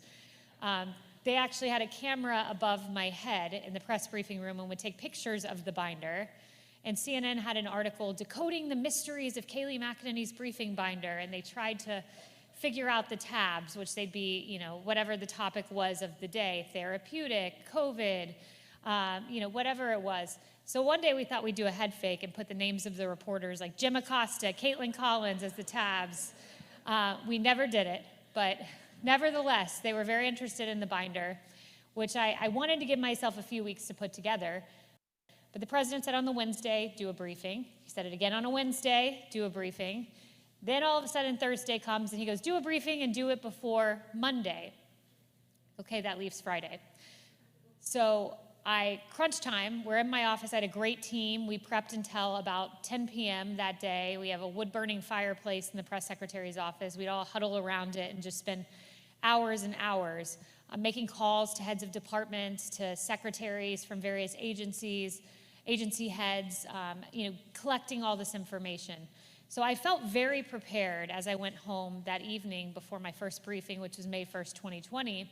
But more important than this academic preparation I put in was the spiritual preparation. I listened to a Joyce Meyer sermon about faith over fear. I listened to Christian music. I tweeted out Philippians 4:13, I can do all things through Christ who strengthens me. And I got ready to go in on that day of May 1st. I go in and I start getting texts from friends, from former colleagues, from people around the country who said they've been praying for me. One such came from Sarah Sanders, and Sarah Sanders sent me a list of advice, and her last piece of advice was this: most importantly, pray. Let God carry you through the tough times, give you strength when you don't have any wisdom.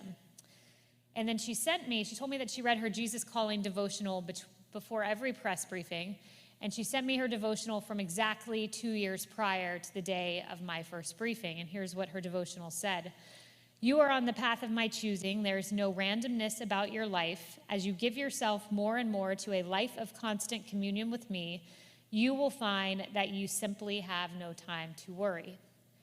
But I worried a lot that day because I'm just a human. And to the point of being in tears in my office, and my assistant came in, you're supposed to be at the briefing, like you can't be here in your office. She put my parents on speakerphone. We said a prayer together. I went back to the private dining room, and the president was there. I think Jared Kushner was there, and Mark Meadows, and the vice president, who motioned towards me with praying hands and said he'd been praying for me. I went to the private bathroom there in the West Wing. I got on my knees, I said a prayer, and then I went to the podium. And when I tell you, I went from complete nerves, worry, apprehension in my office to standing at the podium with a total and complete serenity that defied all understanding, as if I had been standing there my whole life. That is exactly what happened.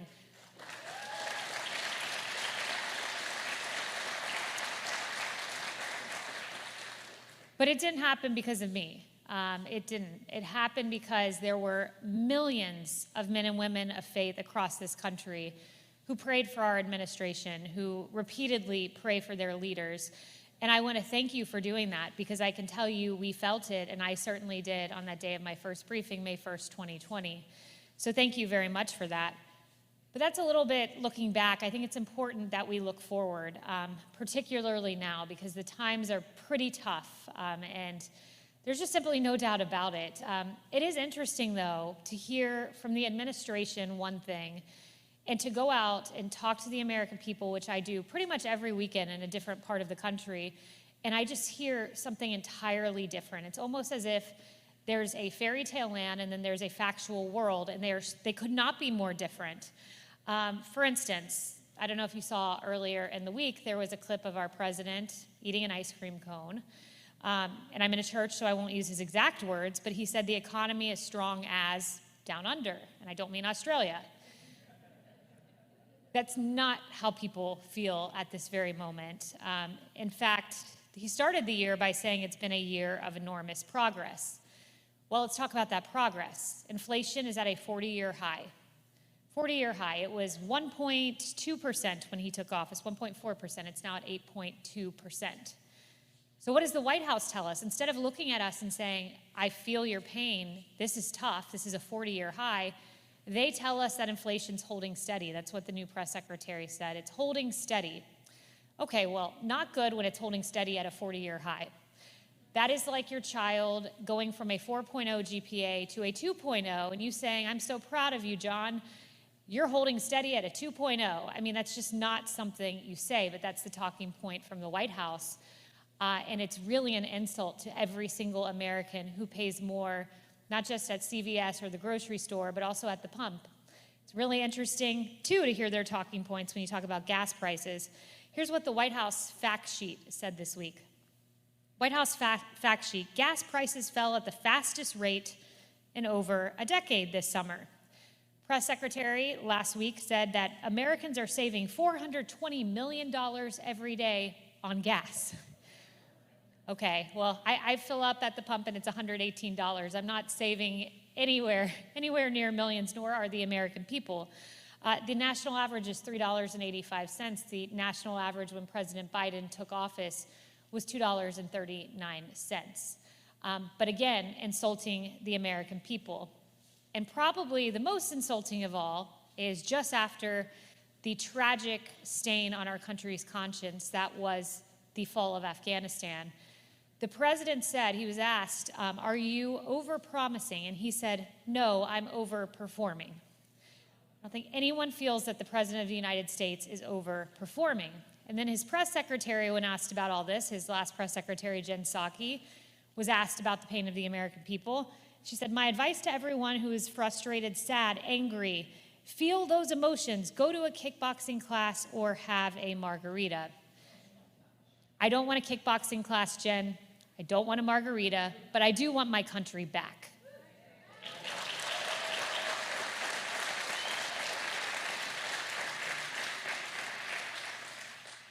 And here we are in South Texas, and what we see in polling cropping up is the issue of immigration. It is such an important issue. And, I had written what I wanted to say to you all just 2 days ago, and I had written, we're 22 days into October, and we still don't have September numbers from our southern border that the American people deserve, that we are entitled to have. Well, as it turns out, there was a Friday night dump at 11 p.m. That is what you do, by the way, if you want to bury news. You put something out Friday night at 11 p.m. They put out the new border numbers for September. So September, what they found, 227,000 encounters at the southern border. That is a record, highest it has ever been in the month of September. Fiscal year 2022, 2.4 million border encounters, the highest ever in a single year. That's like the entire population of Ireland, roughly, that has crossed the southern border during this president's administration. And what's so interesting, in addition to the terror watch list, there have been 99 such individuals known or suspected on the terror watch list that crossed the border. When you add together the past 5 years, that is roughly double the past 5 years. So putting all of the security concerns aside, too, what has been so interesting is the cover-up when it comes to the number of migrant deaths on our southern border. I was told the Democrat Party was the party of compassion, that they cared so deeply, and yet they weren't publishing these numbers. And, in my job in news, I would look at some of the news and you'd see these tragic stories about a young child swept away from his mother's arms and killed in the Rio Grande. And you'd try to find the numbers and you couldn't find them because the federal government stopped publishing them. Well, one of my colleagues at Fox News today exclusively obtained that number. The number of migrant deaths for the fiscal year 2022 was 864. So don't tell me the Democrat Party is the party of compassion when they won't look in a camera and say, "Do not come here, it is perilous. There are children who are being killed, there is smuggling, there is human trafficking, there are cartels, there are drugs on the southern border." I am tired of hearing about the party of compassion. I'm tired of hearing about it when, here's a headline again, and it's interesting, you don't see the media report any of this, right? Outside of Fox and a few other outlets, National Review, you don't see them cover this. It's few and far between that there's any coverage of what's happening on the southern border. Like this, there was a lawsuit filed by a group of immigrants who crossed the border. One was from a 13-year-old Honduran girl, and here's what she said. They had so many children crossing the southern border, they had to create emergency intake facilities to take in these children. Here's the description she had of the food she's eating. "Many times I have been given chicken that was bloody and raw. I remember that during one meal, my friend was given chicken that still had feathers in it, and she had to pull them out." Where is AOC? Where is Kamala Harris? Where's the party of compassion? CBS, there's only been, and I've only seen, there may be a few more, but what I've seen are only 2 mainstream network news articles detailing about what has happened on our southern border over the past 2 years, in particular with relation to these children in these facilities. At Fort Bliss U.S. Army Base, for instance, according to CBS, the children constantly have to be monitored for self-harm, panic attacks, and escape attempts. They've had to confiscate pencils, pens, scissors, nail clippers, toothbrushes, because children are using them to try to inflict self-harm. Okay? CBS covered this. You don't hear anyone else. And CBS barely on their own airwaves decided to cover their own story. ABC News, in fact, a Houston-based site. Again, these are all sites that many of them, the press are not even allowed in. So this is just scratching the surface of what's happening on the border. There were girls between the ages of 13 and 17 that were having to use the bathroom in plastic bags, forcing the facility to shut down entirely. Now, why am I sharing this with you? because the party of compassion should be the first party, that's what they tell us, to send AOC to the southern border, to send our border czar Kamala Harris to the southern border, to knock on the doors of these facilities and make sure that these children are not in these conditions. But they're not here. Where is Joe Biden? He hasn't even been here. He hasn't even been here because, newsflash, they do not care. Human people are pawns in their very sad, sick game. And that is what we've seen every day on the southern border. I don't have to tell you, you see it, you hear the stories, and the Democrat Party is nowhere to be found. And when we can find them exerting their voices on this issue, what are they doing? Demonizing Border Patrol. You know, it broke this week. Alejandro Mayorkas, right? This guy who's doing such a great job. Not at all. We found out this week, thanks to a FOIA request, I believe it was Heritage Foundation, they were able to FOIA request his emails, that on September 24th, 2021, this is when the so-called Border Patrol whipping incident happened, that picture that went viral, and Border Patrol were accused of whipping migrants. He got an email at 12:05 p.m. with a note from the photographer who took the picture saying, "I've never seen them whip anyone. He was swinging it, but it can be misconstrued when you're looking at the picture." Also, the lensman involved in taking that picture likewise said it never happened. So our head of DHS learns this. He oversees Border Patrol. They work for him. And what does he do?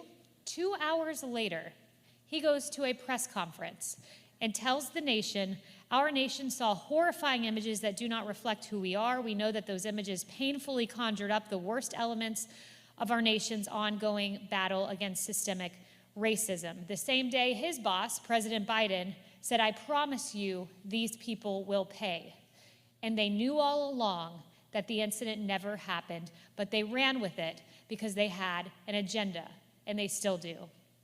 Meanwhile, fentanyl's pouring across our border. I saw a headline today, 26 states have this brightly colored fentanyl that we know is causing so many deaths among America's young people and older people as well, but especially among our nation's youth. The cartels are running rampant. Venezuelan President Nicolas Maduro, a socialist guy, apparently emptying his prisons and sending people across the southern border. This is a national security issue. It proliferates all aspects of society. We have a president who doesn't care. And then you look beyond the economy, you look beyond immigration, and you look to the issues that I find to be the two most important as a Christian for me, and that's the issue of life, and that's the issue of religious liberty. And what we see there is, as a movement, as conservatives, it can be frustrating when you look at all these issues economically, the immigration issue. But on these two issues, I can tell you this, that we are winning. Because Roe v. Wade, it left a moral stain on this country that cannot be undone. Yes, it's been overturned. That is great. But 63 million children died at the hands of abortion post-Roe. That is roughly 1/5 of the current United States population. Think about that. 1/5 of the population just not here because of this egregious decision by the Supreme Court, which was thankfully overturned. And meanwhile, the White House was asked, Jen Psaki was asked, is a baby at 15 weeks? At 15 weeks, a baby has arms and legs, a baby's moving rapidly, the baby's eyes are closed, but the baby can sense light, the baby has a heartbeat. But the White House would not say whether this is a baby. Justice Roberts, however, he came out very boldly in the oral arguments for the Dobbs case and said this, that we are one of 7 countries in the entire world, 7, that allow abortion electively after 20 weeks. That puts us in the good company of North Korea and the People's Republic of China. So when I say that we are a pariah among nations when it comes to our abortion laws, that is where we stood until this happened, until the Dobbs decision happened and these beautiful words became the law of the land. We hold that Roe and Casey must be overruled. It is time to heed the Constitution and return the issue of abortion to the people's elected representatives. Great day.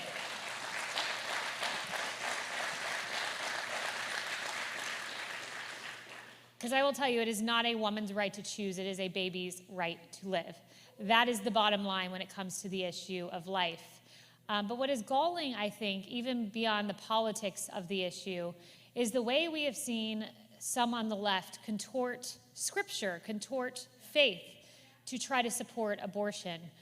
In fact, President Biden, after Lindsey Graham put forward a bill on this matter that did include exceptions to a national abortion ban after, I believe it was 15, 20 weeks, but there were exceptions included. Joe Biden came out and said this: "I happen to be a practicing Roman Catholic. My church doesn't even make that argument now." Okay, I'm a Southern Baptist girl. However, I went to all-girls Catholic school, and apparently I know catechism better than our Catholic president. Because Catholic catechism says this: "Since the first century, the church has affirmed the moral evil of every procured abortion. This teaching has not changed. It remains unchangeable. Direct abortion, that is to say, abortion willed either as an end or a means, is gravely contrary to the moral law." And then there's the science of the matter, which the Democrat gubernatorial nominee down in Georgia doesn't seem to get. Her name is Stacey Abrams. She came out with this: "Wow, there's no such thing as a heartbeat at 6 weeks. It is a manufactured sound designed to convince people that men have the right to take control of a woman's body." Okay, I went to a 5-week appointment. I heard the heartbeat. I saw the heartbeat. There indeed was a heartbeat. It wasn't manufactured so that a man could take control of my body. That is a truly asinine thing to say, and it's contrary to all science. You can go read the March of Dimes, National Institute of Health, all of these scientific organizations which say indeed there is a heartbeat that is beating at 6 weeks.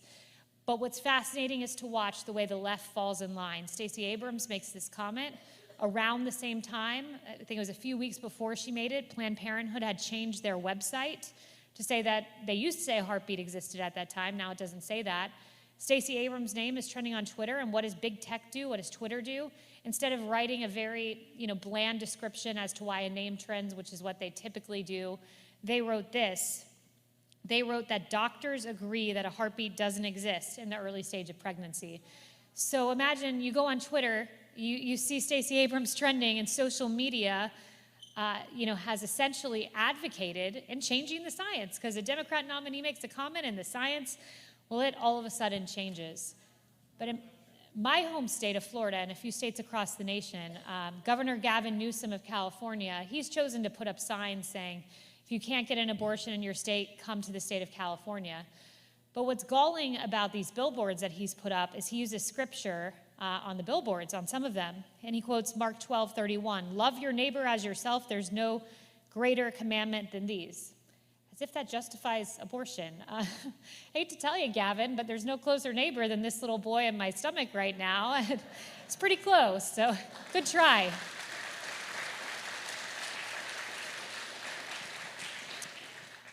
Look, we've got to return to a time where we see life the way that God sees life. And Scripture, I will tell you, I don't have to tell you, most of you know this, is unmistakably clear. It's remarkable the way the Bible is so applicable to so many issues in modern days here.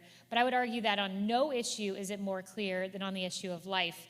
Luke 12:7, "Indeed, the very hairs on your head are all numbered. Do not be afraid. You are worth more than many sparrows." Jeremiah 1:5, "Before I formed you in the womb, I knew you. Before you were born, I set you apart. I appointed you as a prophet to the nations." How amazing is that? Before I formed you in the womb, I knew you. That is how special each and every child is to God. You look at the issue of liberty, though, not only are we winning on life, we're winning on the issue of liberty. COVID-19 was an interesting thing because it really showed us which governors were autocratic, which governors were really despotic in the way they acted, and which governors believed in freedom. Governor Abbott, Governor DeSantis chose one way. Governor Newsom, Governor, when he was there, Cuomo, chose another way. Very different ways, right? And for a long time, the Supreme Court was dealing huge blows to religious liberty. For a long time, we were losing on these really key cases. For instance, there was a case brought against Governor Gavin Newsom. He wanted to close houses of worship, and they were subject to restrictions that secular businesses were not. Meanwhile, I had a boss who, I'll never forget the day he called me into the Oval and said, "Kayleigh, we're going to go to the podium. We're going to announce that houses of worship are essential and that their doors will be open this Sunday." Big deal.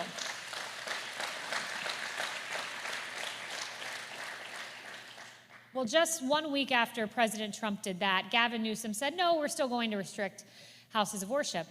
Goes to the Supreme Court, we lose. Justice Kavanaugh, he writes this in dissent. The basic constitutional problem is that comparable secular businesses are not subject to a 25% occupancy cap, including factories, offices, supermarkets, restaurants, retail stores, pharmacies, shopping malls, pet grooming shops, bookstores, florists, hair salons, and cannabis dispensaries. So open the cannabis dispensary, close the church, right? Because that's surely what our founding fathers intended. Then a lawsuit is brought against the state of Nevada. Same thing, house of worship restrictions.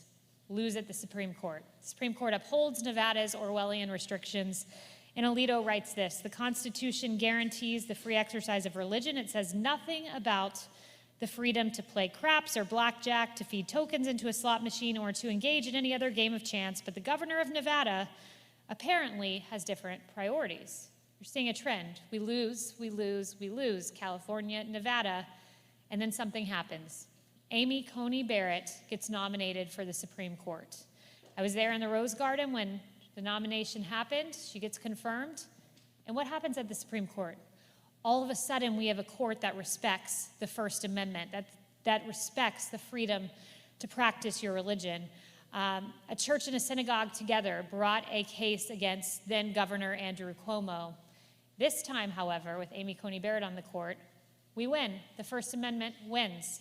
And here's what Justice Gorsuch wrote. He has such a way with words.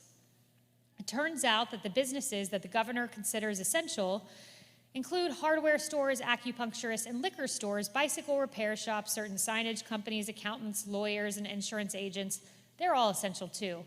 So at least according to the governor, it may be unsafe to go to church, but it is always fine to pick up another bottle of wine, to shop for a new bike, or spend the afternoon exploring your distal points and meridians. Who knew public health would so perfectly align with secular convenience? It struck down New York's restrictions. A church brings a case again in California. They're struck down on the issue of religious freedom.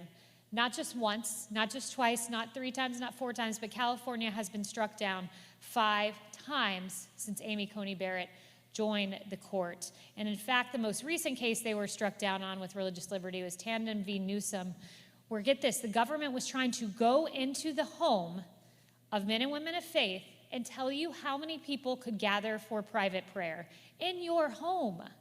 Think about that. But thankfully, we now have a Supreme Court that respects the Constitution. And here's the good news. Not only are we winning on these 2 issues, I think as a conservative movement, we're winning more broadly.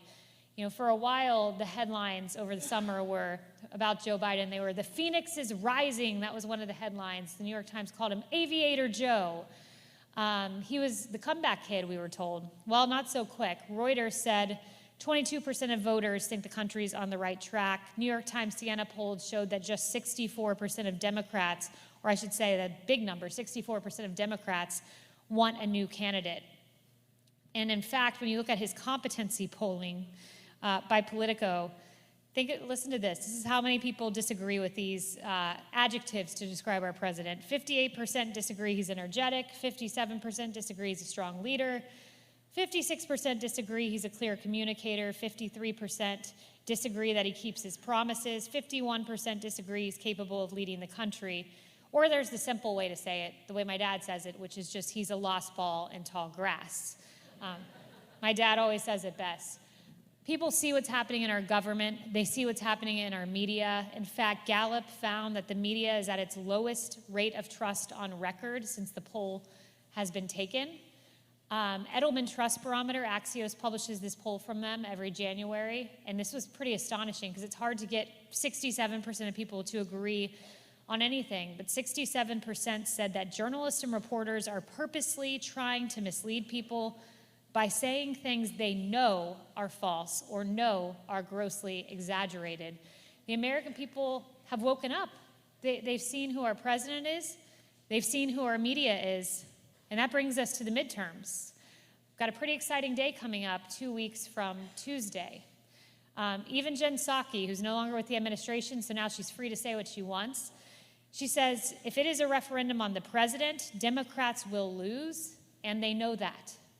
They know they have a rough day coming up 2 weeks from Tuesday.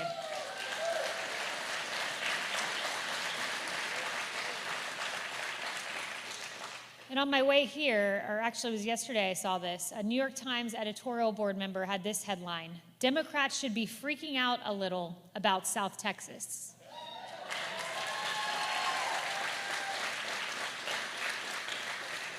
Now, this is in the New York Times. I mean, probably as far left as you can get.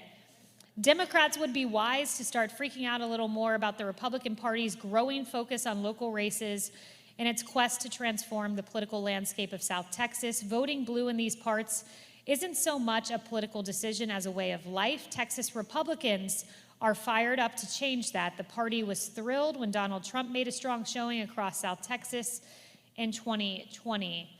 National Review noting that 5 of the 6 largest county-level Democrat to Republican shifts from 2016 to 2020 happened right here in South Texas.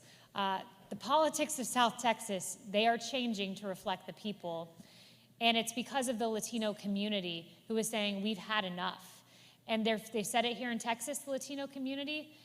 The Latino community has said it in my home state of Florida, where if you look at what's happening in Miami-Dade, county that is heavily Latino, it's transformed. In fact, President Trump, he got the highest numbers in Miami-Dade County of any Republican nominee in 16 years.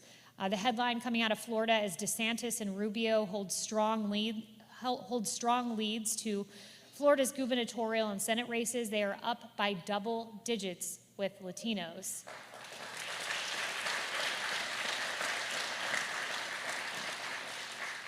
And the left loves to say, oh, well, that's just Texas and that's just Florida. This isn't happening nationwide.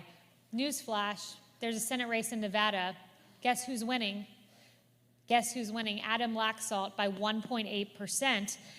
And Newsweek has this headline: why isn't the first Latina U.S. Senator, Cortez Masto, she's a Democrat incumbent, why isn't the first Latina U.S. Senator doing better with Latino voters? Well, I could tell you why. What's the message coming from the Democrat Party? Jill Biden came to Texas and analogized and compared Latino voters to breakfast tacos. You all remember that.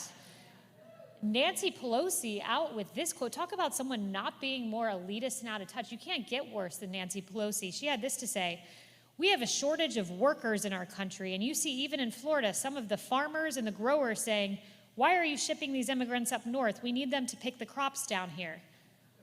Who's she talking to? As if anyone believes that Nancy Pelosi has gone out and talked to farmers in Florida. I don't think so. But this is the message coming out of the Democrat Party, and Latinos have woken up and said, no, this is not me.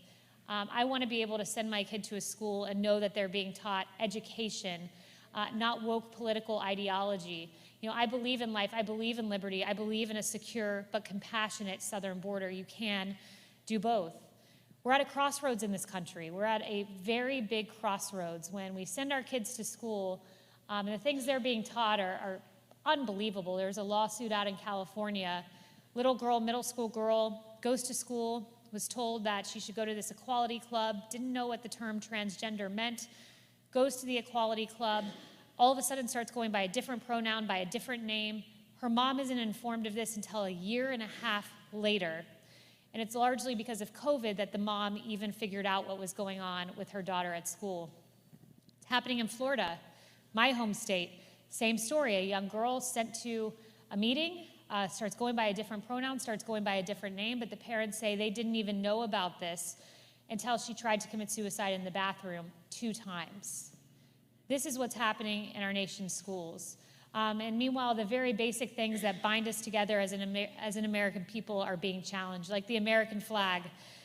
I never thought I'd see a day where a New York Times editorial board member said she was disturbed to see the American flag. Macy Gray called it tattered, divisive, and correct. And then there was an alternate for the Olympics who said she wanted to win a medal, not so she could put that medal around her neck and the flag around her shoulders, but so that she could burn the American flag on the podium. We're at a very important time in our country politically. But more than that, putting politics aside, and I'll just end with this, I think the most important thing that we need to do in this room is, yes, share your conservative values, but as people of faith, we need to share our faith with others because we need a turning point in this country. We need a revival where we return to our churches, where we return to the values that make this country, I believe, the greatest on earth. And for me, you know, I grew up listening to Rush Limbaugh, and that was great. I got my political ideology riding in my dad's truck and listening to this man. But more important than that, you know, I learned about faith in the pews of my Southern Baptist church and at my all-girls Catholic school. And one day when I was a teenager, or before I was a teenager, I walked down the aisle of my Southern Baptist church and I gave my life to Christ. And I believe I became a Christian that day. But I will tell you this, my faith went from my head to my heart in a very powerful way after college. You know, I graduated from Georgetown University, I moved to Manhattan, I go to this church called the Journey Church. And while I'm there, my pastor says that Manhattan can be full of millions of people, but it can be the loneliest place on earth.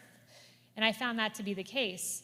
And I remember feeling so lonely, and one day I left work early and I just was feeling bad. I was going through a bad breakup at the time. Go back to my apartment, I tried calling my mom, she wasn't answering. I was trying to call anyone, no one was around. And so I said to God, I need to hear from you right now if you're out there. And all of a sudden, snap of the fingers, my phone lights up with a number I don't know. I answer the phone, and the first thing I hear is, this is the Journey Church. We feel like we need to pray for you. How can we pray for you? And it was an amazing moment in my life where my faith went from my head to my heart, where it has always been and will always remain. And it's pretty cool, I will say, to get a call from the President of the United States asking you to be his press secretary. But what is more meaningful is to get a call from the Almighty God through one of his servants here on earth, who I don't even remember if it was a male or a female that called me, but that call changed my life. And the reason I share this with you is, you know, this is a little bit about my journey and my faith walk and who I am. And I told you, I began by saying that God put me in a place for such a time as this, but that is something for all of us. If you're here, whatever you're going through, whatever your life circumstance, you are here for a reason, for a purpose, and he has a plan for your life. In the same way he used whoever that person was, I wish I knew who it was to call my phone, that person was used for such a time as this. And each of you in this room, we live in really scary times. My mom used to say, the country's changing, the world's changing. And I used to say, you're crazy, Mom, and she's exactly right. The country is changing, the world is changing. And it's all the more reason that we, as men and women of faith, need to stand up and be bold and share what is the truth. Because all of us in this room are here for such a time as this. Thank you so much for having me. I really appreciate it. And I think we have a few, okay, we're good. Thank you so much.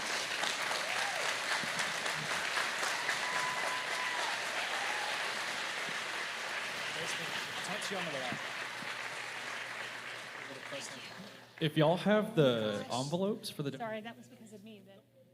Can y'all hear me? There we go, sorry. I'm not a pro like she is. If y'all have the envelopes for the donations, the table in the back will take them. We missed our intermission with that great speech. But that's not a problem because that's exactly what we're here for, is to educate the youth and get them inspired. So...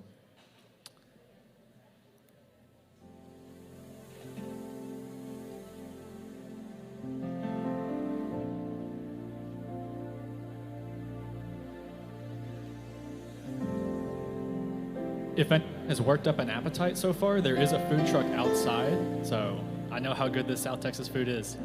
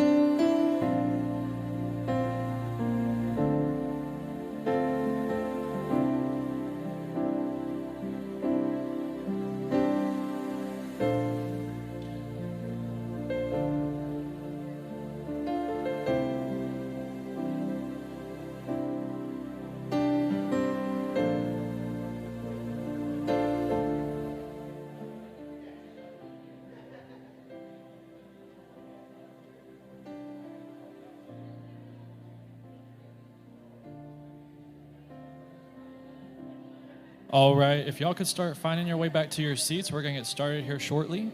So I know there's a little bit of a line out there near the food truck.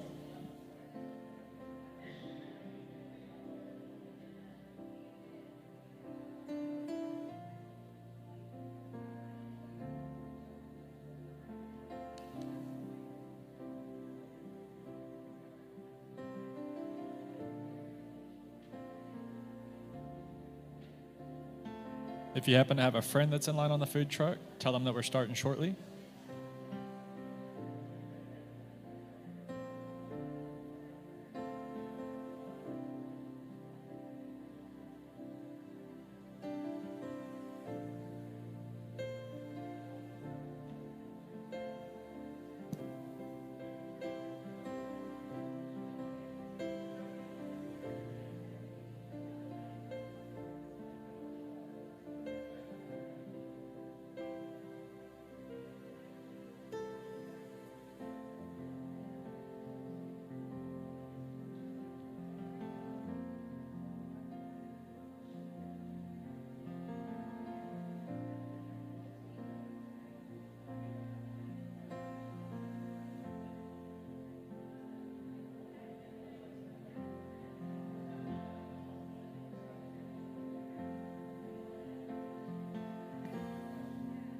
And one of the tables in the back has a t-shirt that looks like this for the pro-life movement.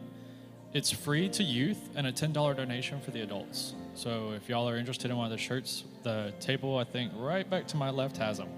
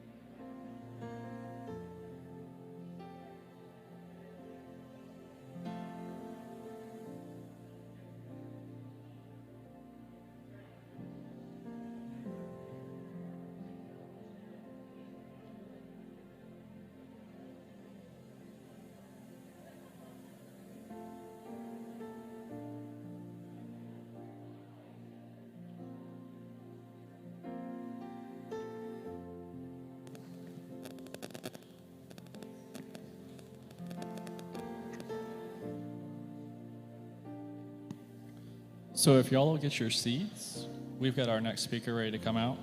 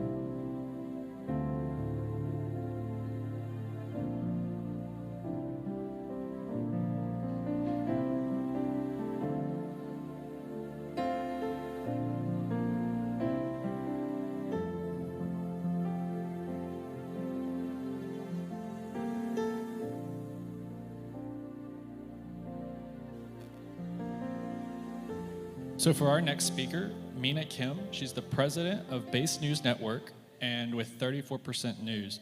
So I'll bring her out right now. Here she is. And she'll tell you how she delivers U.S. news to the Korean community.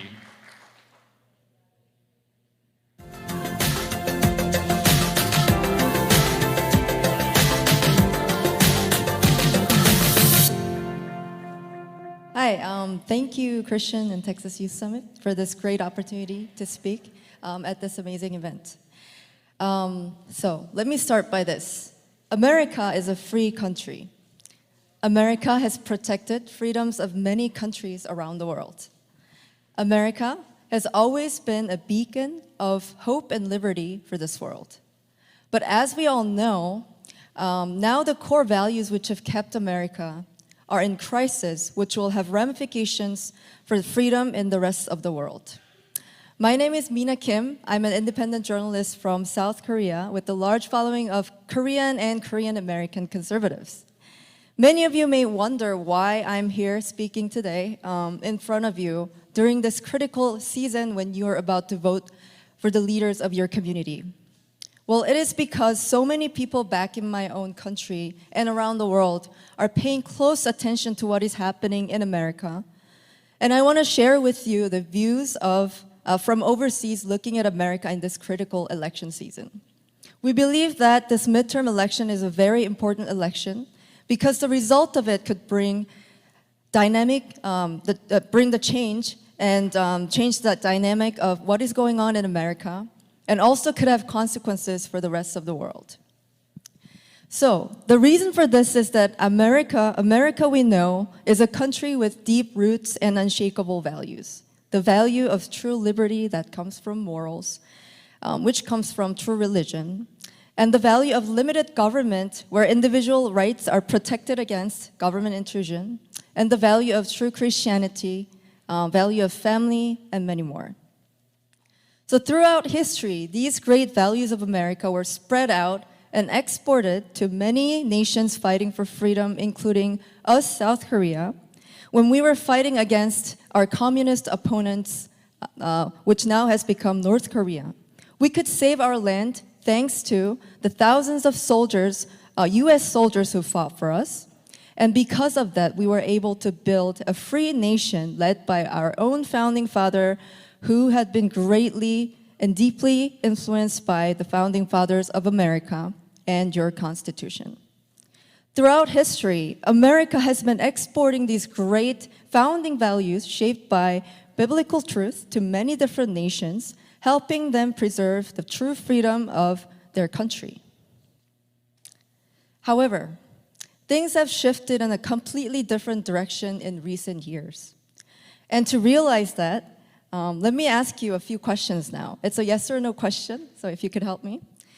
So question number one, are the soaring prices of gas and groceries a problem?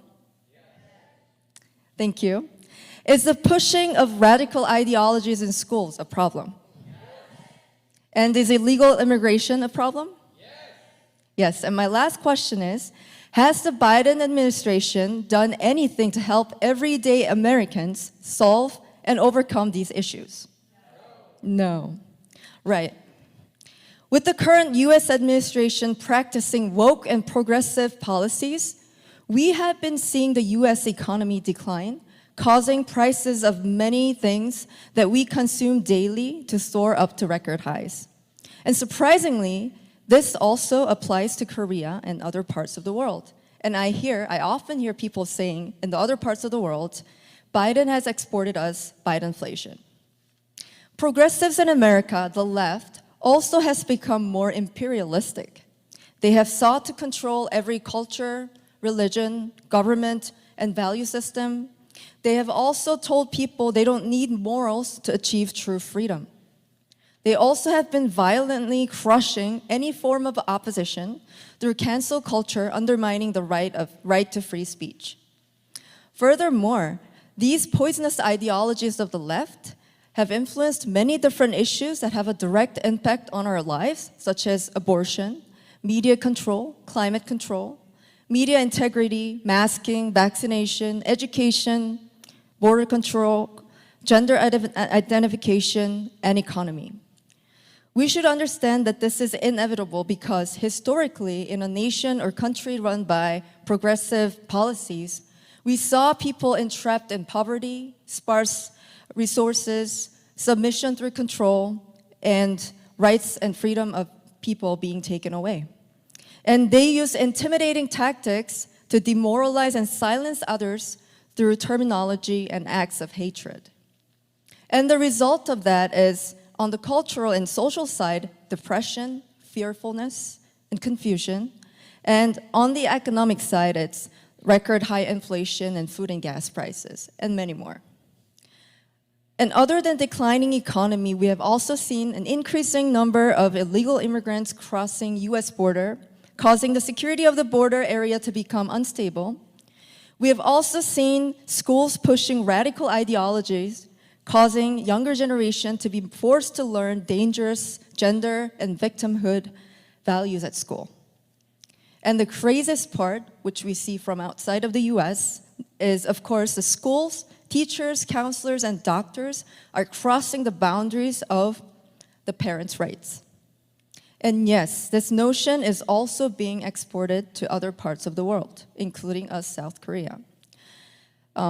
These notions created by the left are anti-Christian, anti-American, anti-life, and anti-family, and we need to stop them from spreading out to this nation and to the rest of the world. Let me tell you a little bit about Korea. We face the same struggle in my country. For the past 5 years, people in our country also have been struggling due to our so-called liberal left-wing political forces who have seriously undermined our founding values.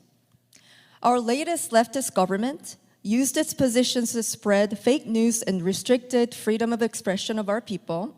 They limited freedom of religion and worship under the pretext of safety during COVID. And they undermined traditional family values, forcing gender education on younger children and legalizing abortion. You guys all may know President Ronald Reagan's famous quote, freedom is only a generation away from extinction. We as South Koreans are living in that reality right now, which is why if we and our allies do not fight for freedom, we will slowly surrender our rights as free citizens to communist leftist powers. And for us, it's China and North Korea above us who are trying to roar like a lion, to intimidate and control us, and try to make us like them. And we don't want to be like them. So, we have discussed how America has been declining and the rest of the world has been repeating and following your steps.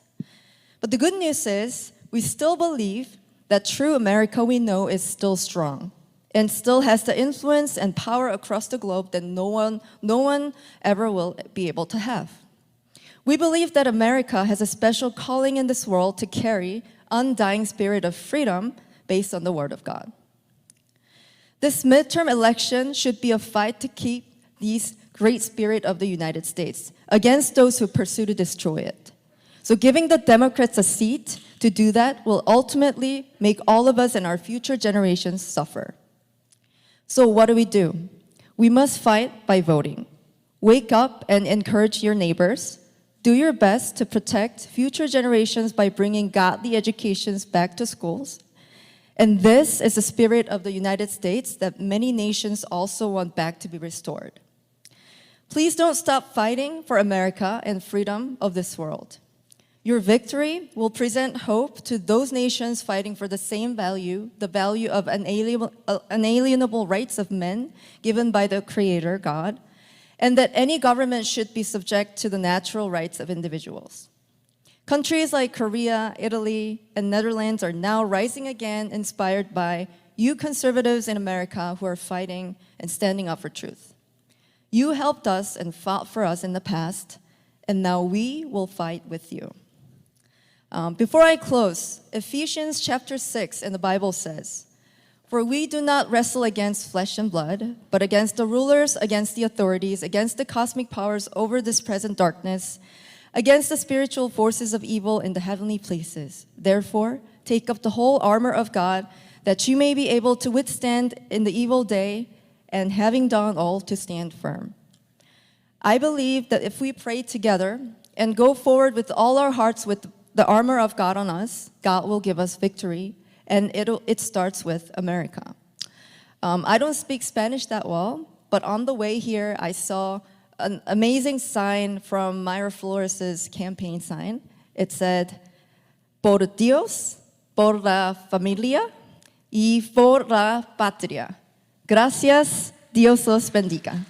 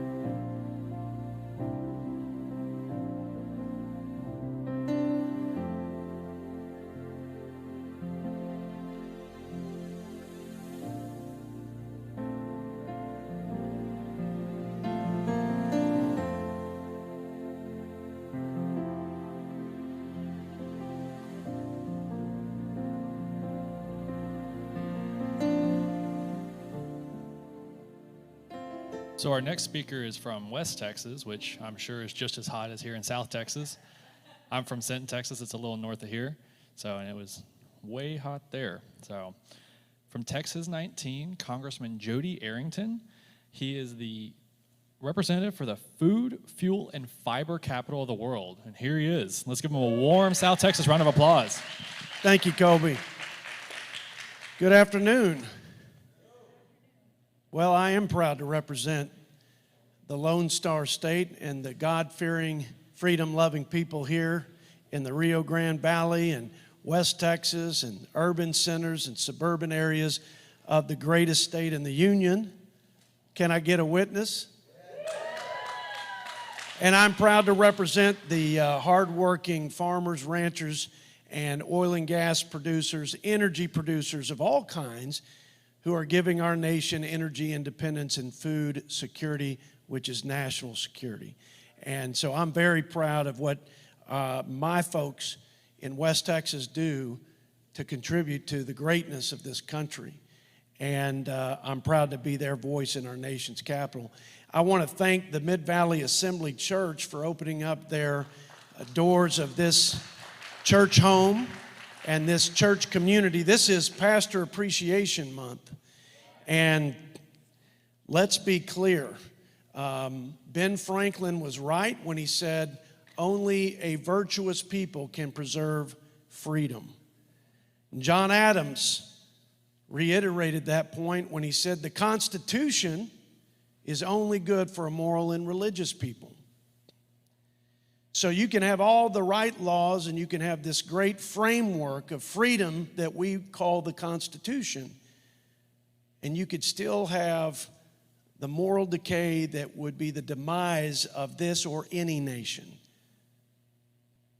If God doesn't build this house, if the Lord doesn't rebuild what is broken and fallen down, the people will labor in vain. I can tell you that. I've been there for 6 years in Washington, and the answers are not in Washington.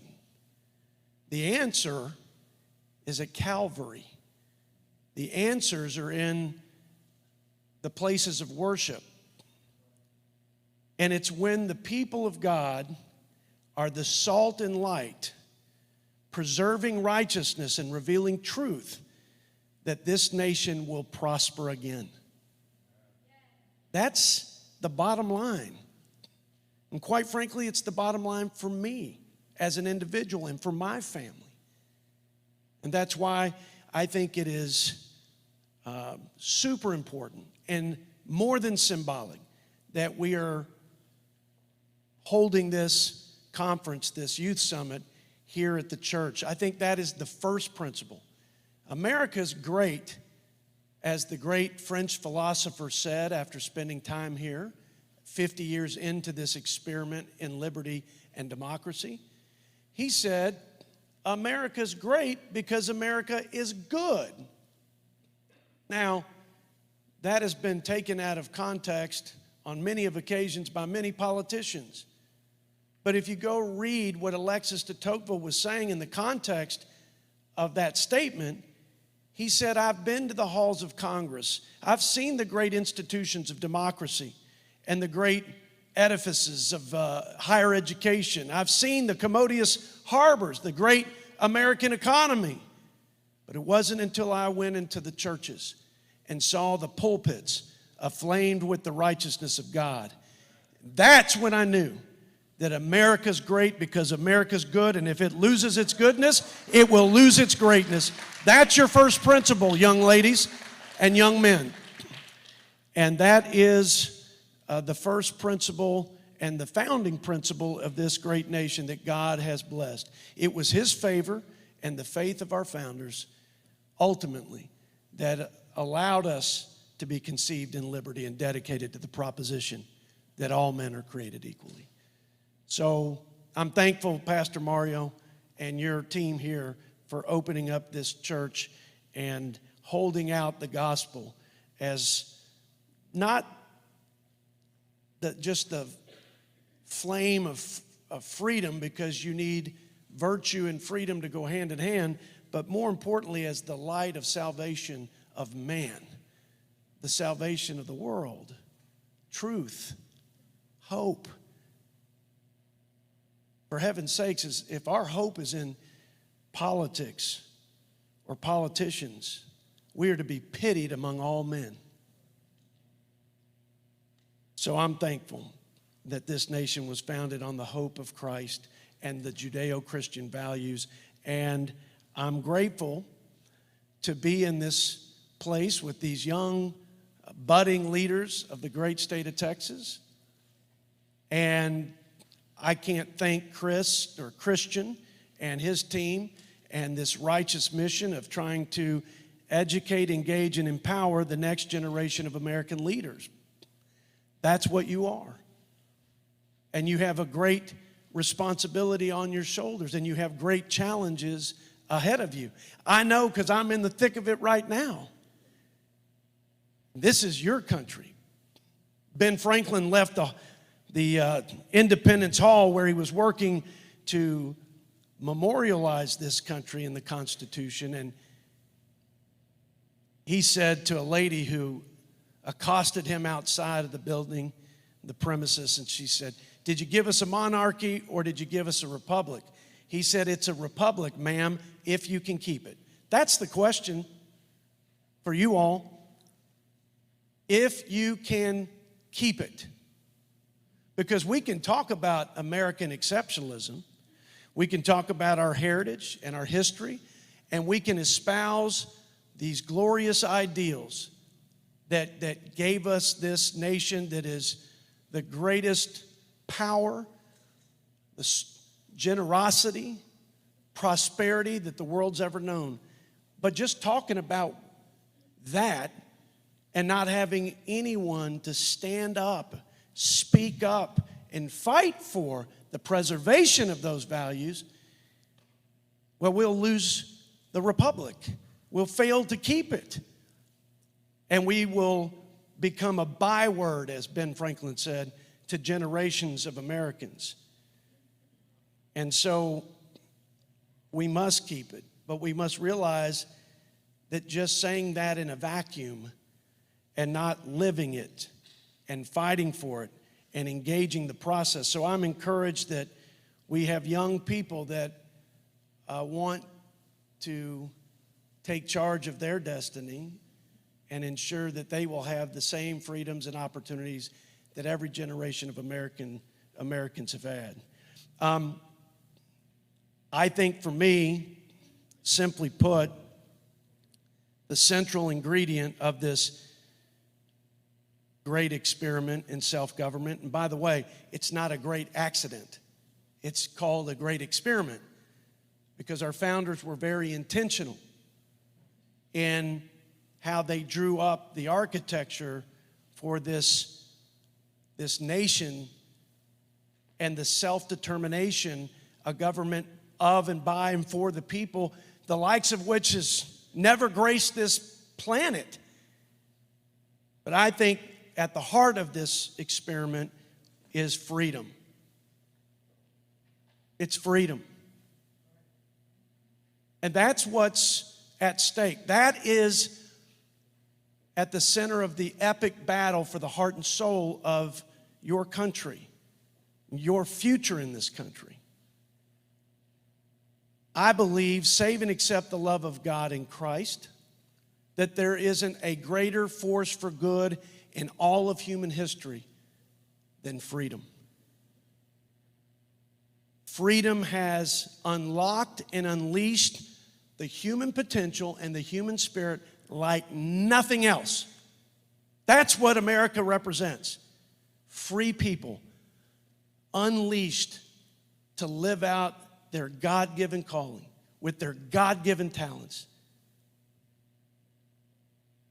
And as a result of that, our country has blessed generations with the greatest opportunities, the highest standard of living, and the best quality of life anywhere on the planet. Is that not America summarized? That's what's at stake. And that's what is being threatened by policies, by ideology, by lawlessness, by incompetence. Ronald Reagan said that freedom is only one generation away from extinction. If somebody hasn't quoted Ronald Reagan before I got up here, they have done you a disservice. And if they didn't quote that in the context of this youth summit and the theme of engaging and taking back this country and taking control of your destiny, then it's a disservice to you all. Think about it. Freedom and all of its blessings that I just articulated is never more than a generation away from extinction. He said it's not passed down in the bloodstream. You don't just get it because you were born in America. He said you get it because you work for it. You fight for it. And that's what you all have to do. That's what I have to do as a steward of where God's called me for such a time as this. It will be your time. And I'll pass the torch gladly along to you, I can assure you. But it is one generation away from extinction. President Lincoln said it best, and I share his sentiment, again, after 6 years of being in the fight, being in the arena. America is not going to see its demise on account of an existential threat or an enemy on the outside.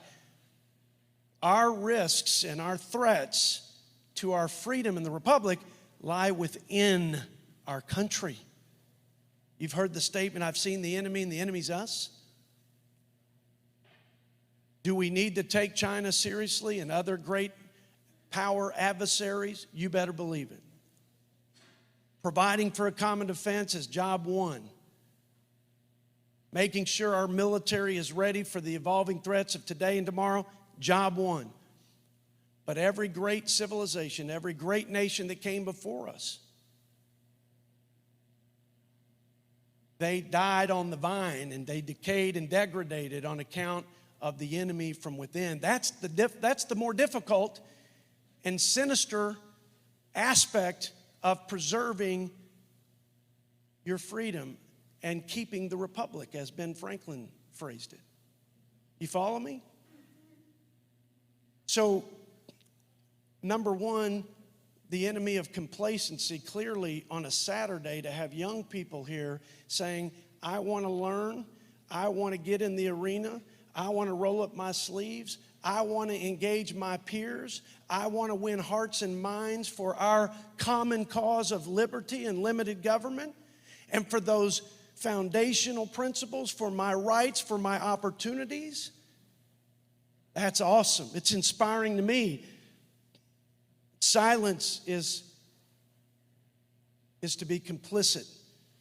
I love the quote from Martin Luther King, our lives begin to end the day we become silent about the things that matter. I don't know who said it, but I quote it often. Evil prospers when good men and women stand on the sidelines and do nothing, and they say nothing. They let the voices of the radicals that would undermine this country, that would poison our children's minds, that would show disregard both to the rule of law and those who enforce the law in a way that would bring a very sinister kind of tyranny and anarchy. We've got to stand up and we've got to engage, and you all are here because you're leaders and because God may stir your heart like He stirred mine when I was a sophomore at Plainview High School. It was Ronald Reagan was president.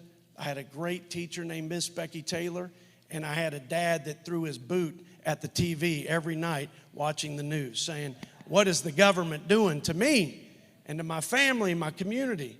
A country's going to hell in a handbasket.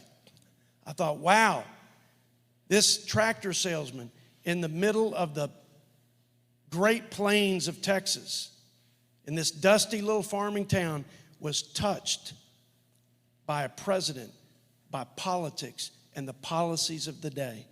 Politics matters, elections matter, and let me tell you something, policies have consequences. And if you don't know that by now, living in this country under the current administration and single-party Democrat rule, then you've been asleep.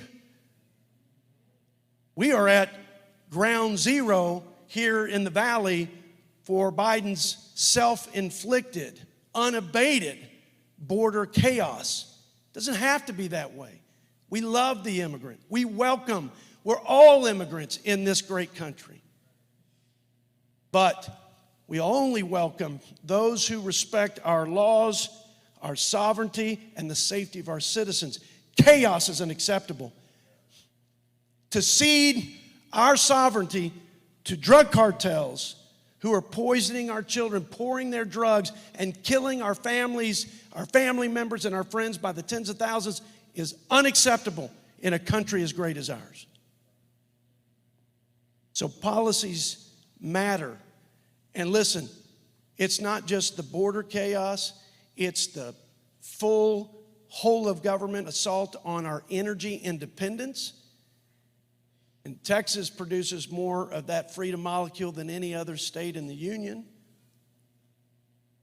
It's every American, quite frankly, suffering under the disastrous economic policies, namely the cost of living that is just running completely away from working families on account of socialist spending that has ignited this firestorm. And you know who it hurts the most? Working people. These policies that they claim are going to help the vulnerable, the poor, the economically disadvantaged, like defund the police. Who do you think needs the police more to protect their homes and their neighborhoods? It's the poorer people. It's the working people. It's minority communities. Same holds true about this regressive tax called inflation. So folks, it matters. So stay engaged. Don't be complicit.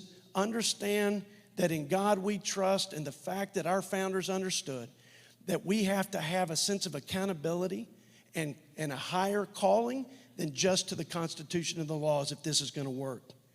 Remember this, the threats inside that I've seen may not be obvious to everybody.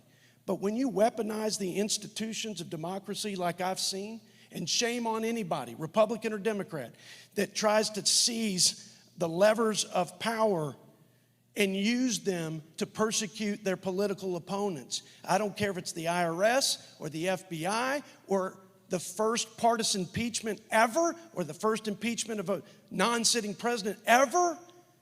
We go down that road, it's mutually assured destruction, and we won't govern this country, and our children will fail to eat the sweet fruit of liberty.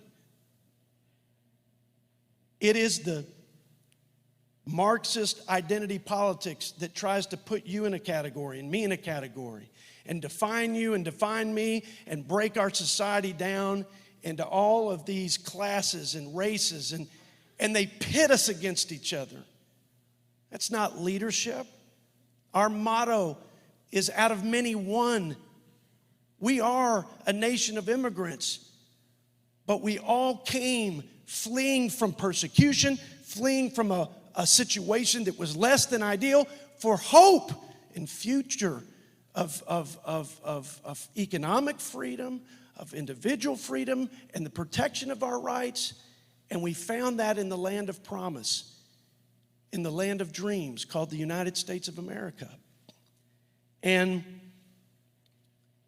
I believe this identity politics is a way to divide us, and it will ultimately destroy us if we let it. Out of many, one American, one set of ideals, one pledge of allegiance, one great nation under God. Folks, I could go on, but just be aware that while there are threats that you will hear about and read about on the news, such as China or Ukraine and what's happening in Eastern Europe. And quite frankly, the bigger threat in Eastern Europe is that they decided to implement an extreme set of climate policies that have made them now a slave to a petro-tyrant in Vladimir Putin. I hope we watch that movie and we see that it ends badly, and that we decide that we can steward God's great earth, that we can steward our environment, we can have cleaner air and water, and we can still grow our economy and support a great military and protect our freedom, our values, and interests around the world. We've always been able to do that because we're Americans. Look, it's an honor to be with you. It's inspirational to know that there are young people that are engaged, and your turn will come where you will take upon your shoulders the leadership mantle of the greatest country in the history of the world.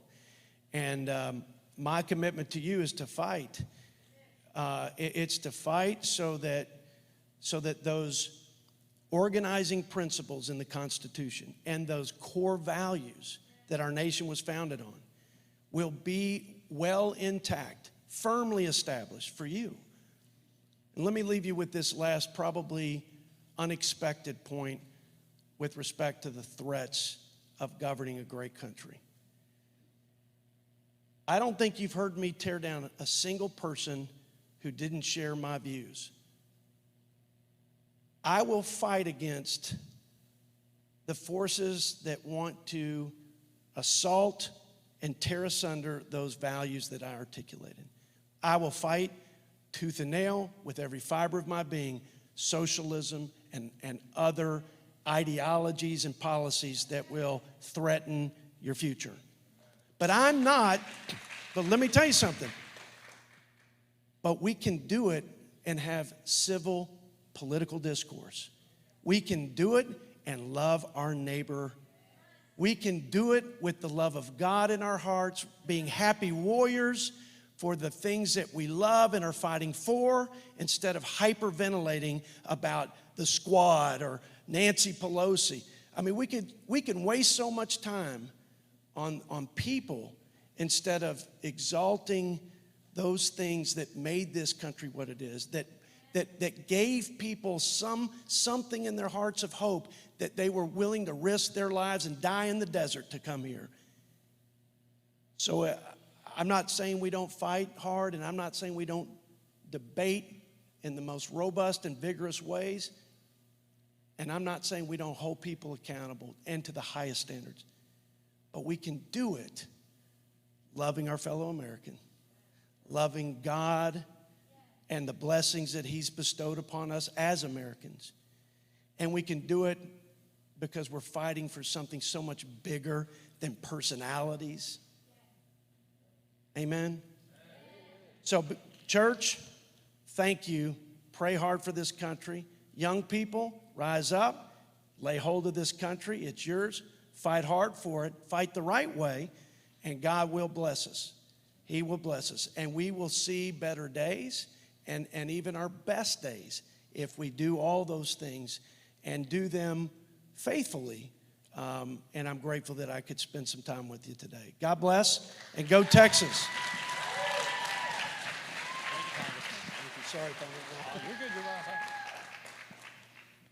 It's representatives like this that remind me how lucky we are to have representation in the United States like that. As much stuff as we see in the media, events like this really highlight how we're not as bad off as we are, and if we think we are, we have the ability to change it. So next up from the Daily Caller, I have Mr. Ventura.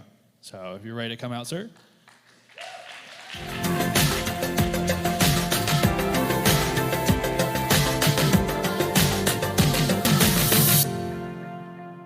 Hey, thank you guys for having me. I really want to thank Christian Collins for inviting me here today.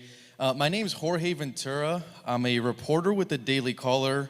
And the past year and a half, I had a very unique experience of being able to be on the front lines covering the ongoing humanitarian crisis at our southern border, especially here in South Texas. That's becoming a key issue here with the midterms.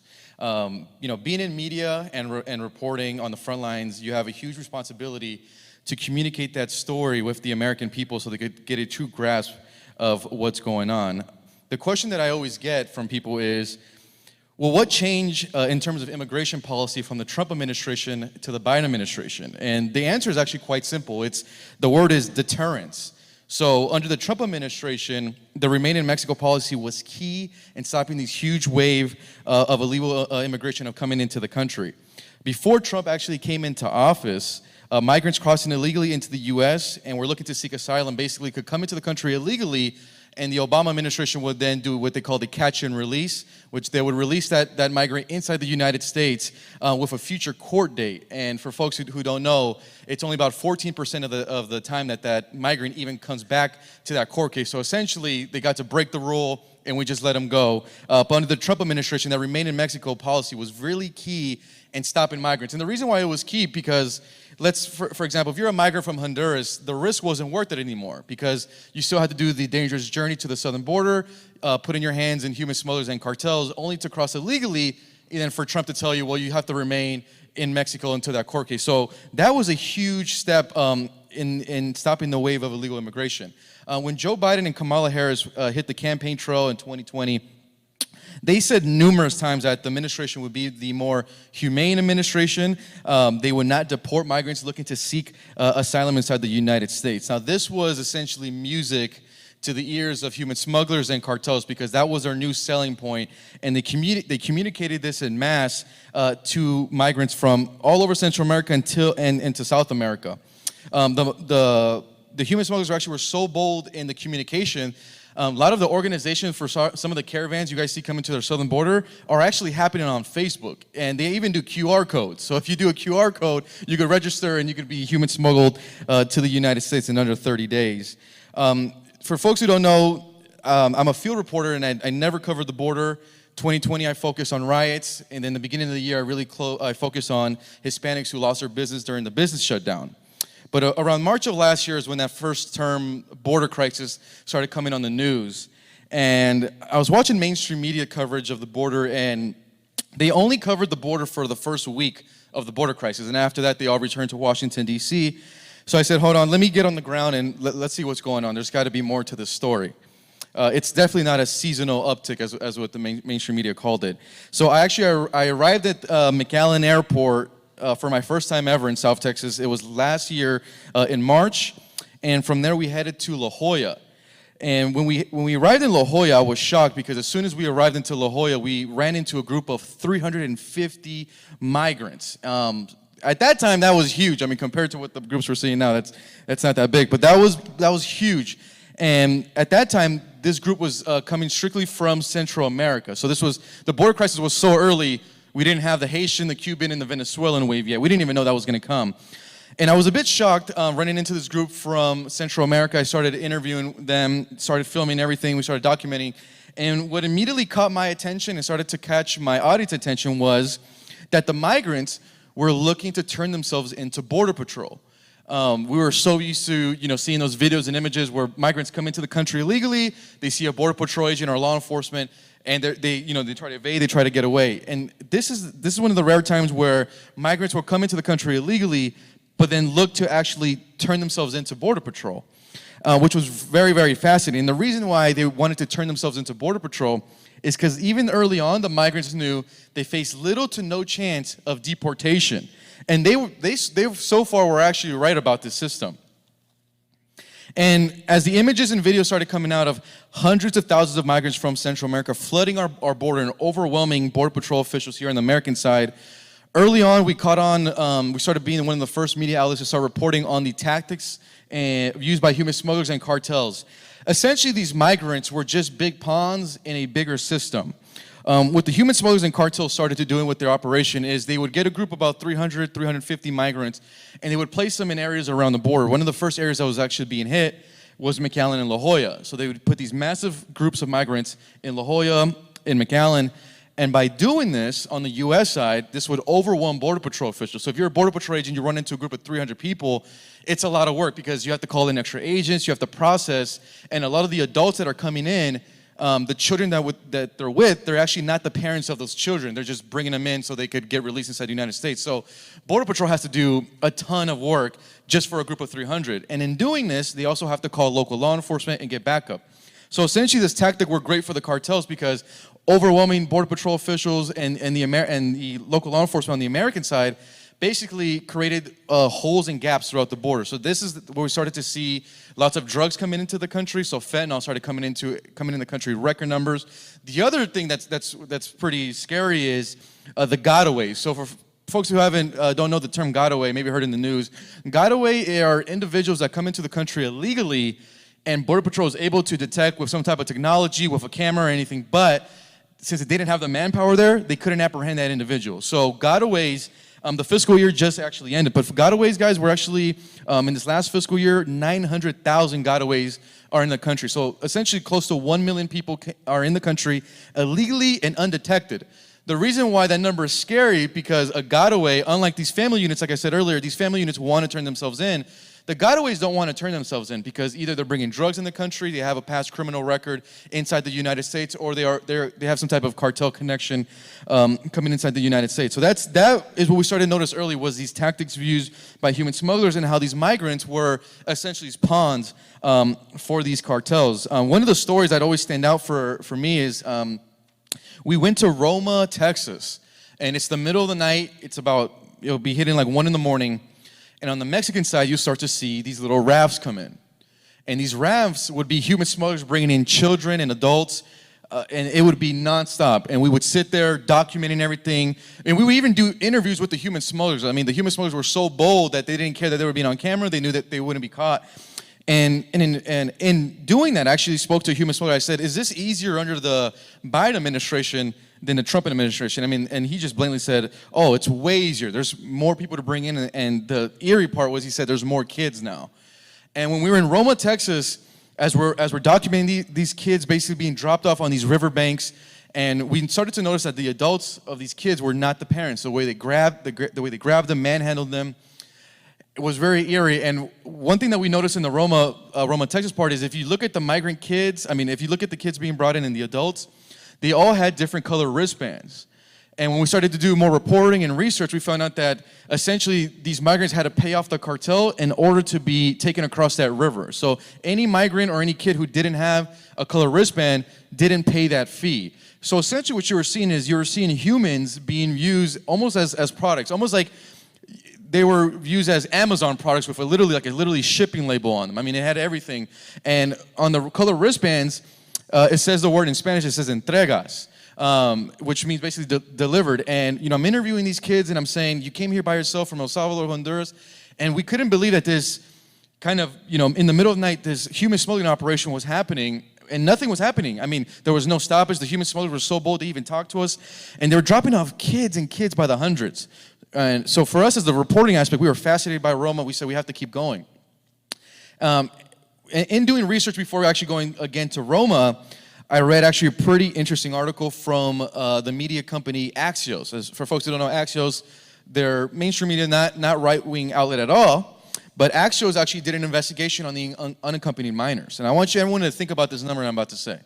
So according to Axios, 1 out of 3 unaccompanied children that get released inside the United States, the government can't even track the sponsor anymore. So the government is losing kids inside the system. And we said, wow, 1 out of 3, that's high. I mean, even if the report said 1 out of 10 kids went missing, I mean, that's already at 10% rate. So we're already at 1 out of 3. This was coming out of Axios.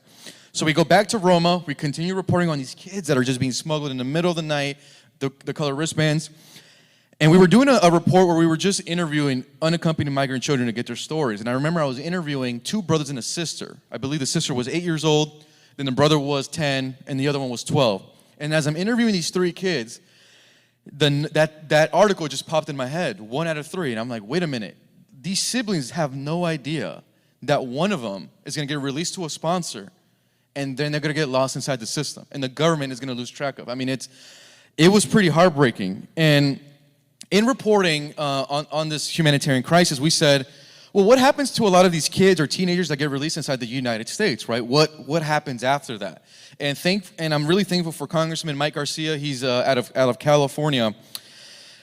He gave us some tips on some investigations to follow. So a lot of these kids, especially the teenager migrant kids that get released to vetted sponsors, even though the government can't fully vet them, they're actually getting involved in what we call labor trafficking. So they're actually finding a lot of these kids working on labor farms across the country. We actually did, myself and my producer, Sagnik Basu, we did 2 full-on investigations, documentaries into what happens with some of these kids. Now, our documentaries were based in Southern California. So a lot of these migrant kids, teenagers that get released inside the United States, the cartel moves them into Southern California, then moves them into Northern California. And the reason they move them to California is because they have these kids work on what they call illegal marijuana operations. I'm not sure if you guys know about this, but in California, cartels have essentially taken over north and south through these huge, massive illegal marijuana operations and water theft.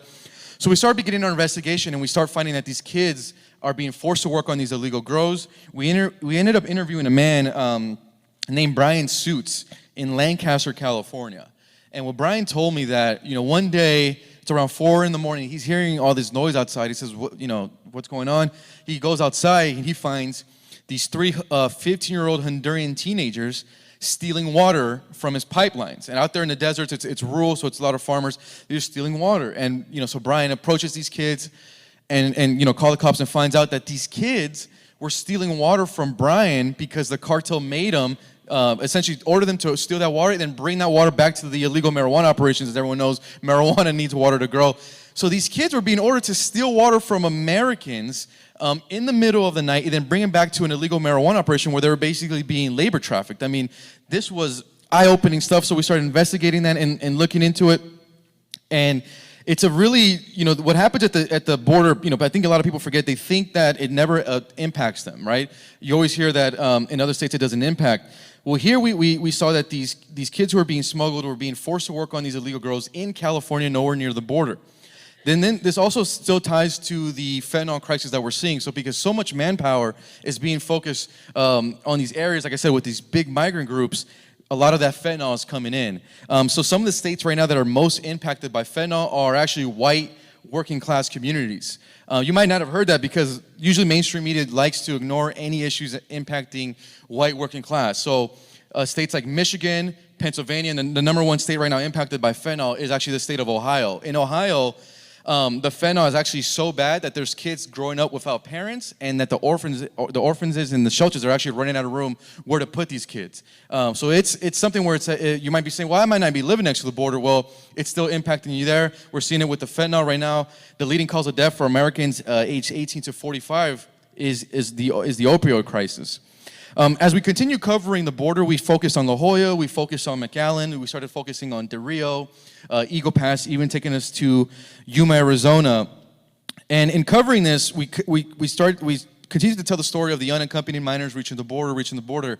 About a month and a half ago, my team and I we were in Yuma, Arizona, reporting. And the reason why Yuma is one of the more fascinating human smuggling routes is because Yuma, migrants from 100 different countries are smuggled into Yuma. So we meet migrants from Uzbekistan, Afghanistan, Russia, all the way to Peru, Brazil, Cuba. So really all over the world coming through Yuma. So as we were reporting in Yuma, we actually interviewed these 2 Honduran women who had this 8-year-old boy in their hands who was completely passed out. I mean, the 8-year-old boy looked like he was just in bad health, bad condition. And these Honduran migrants expressed to us, they said, hey, on our way into Yuma, Arizona, we stopped in Mexicali. Mexicali is about an hour out of Yuma. And they said that this little boy, 8-year-old from Honduras, was abandoned by a human smuggler. And they said that they found this 8-year-old boy actually naked. Like he didn't even have clothes.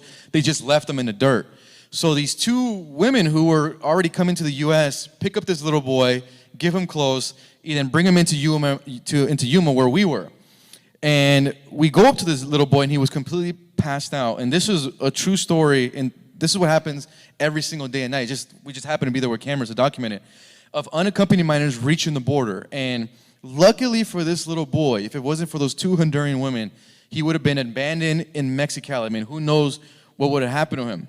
So we go up to the little boy, and we roll up his sleeves. Both of his sleeves, he actually had phone numbers on them.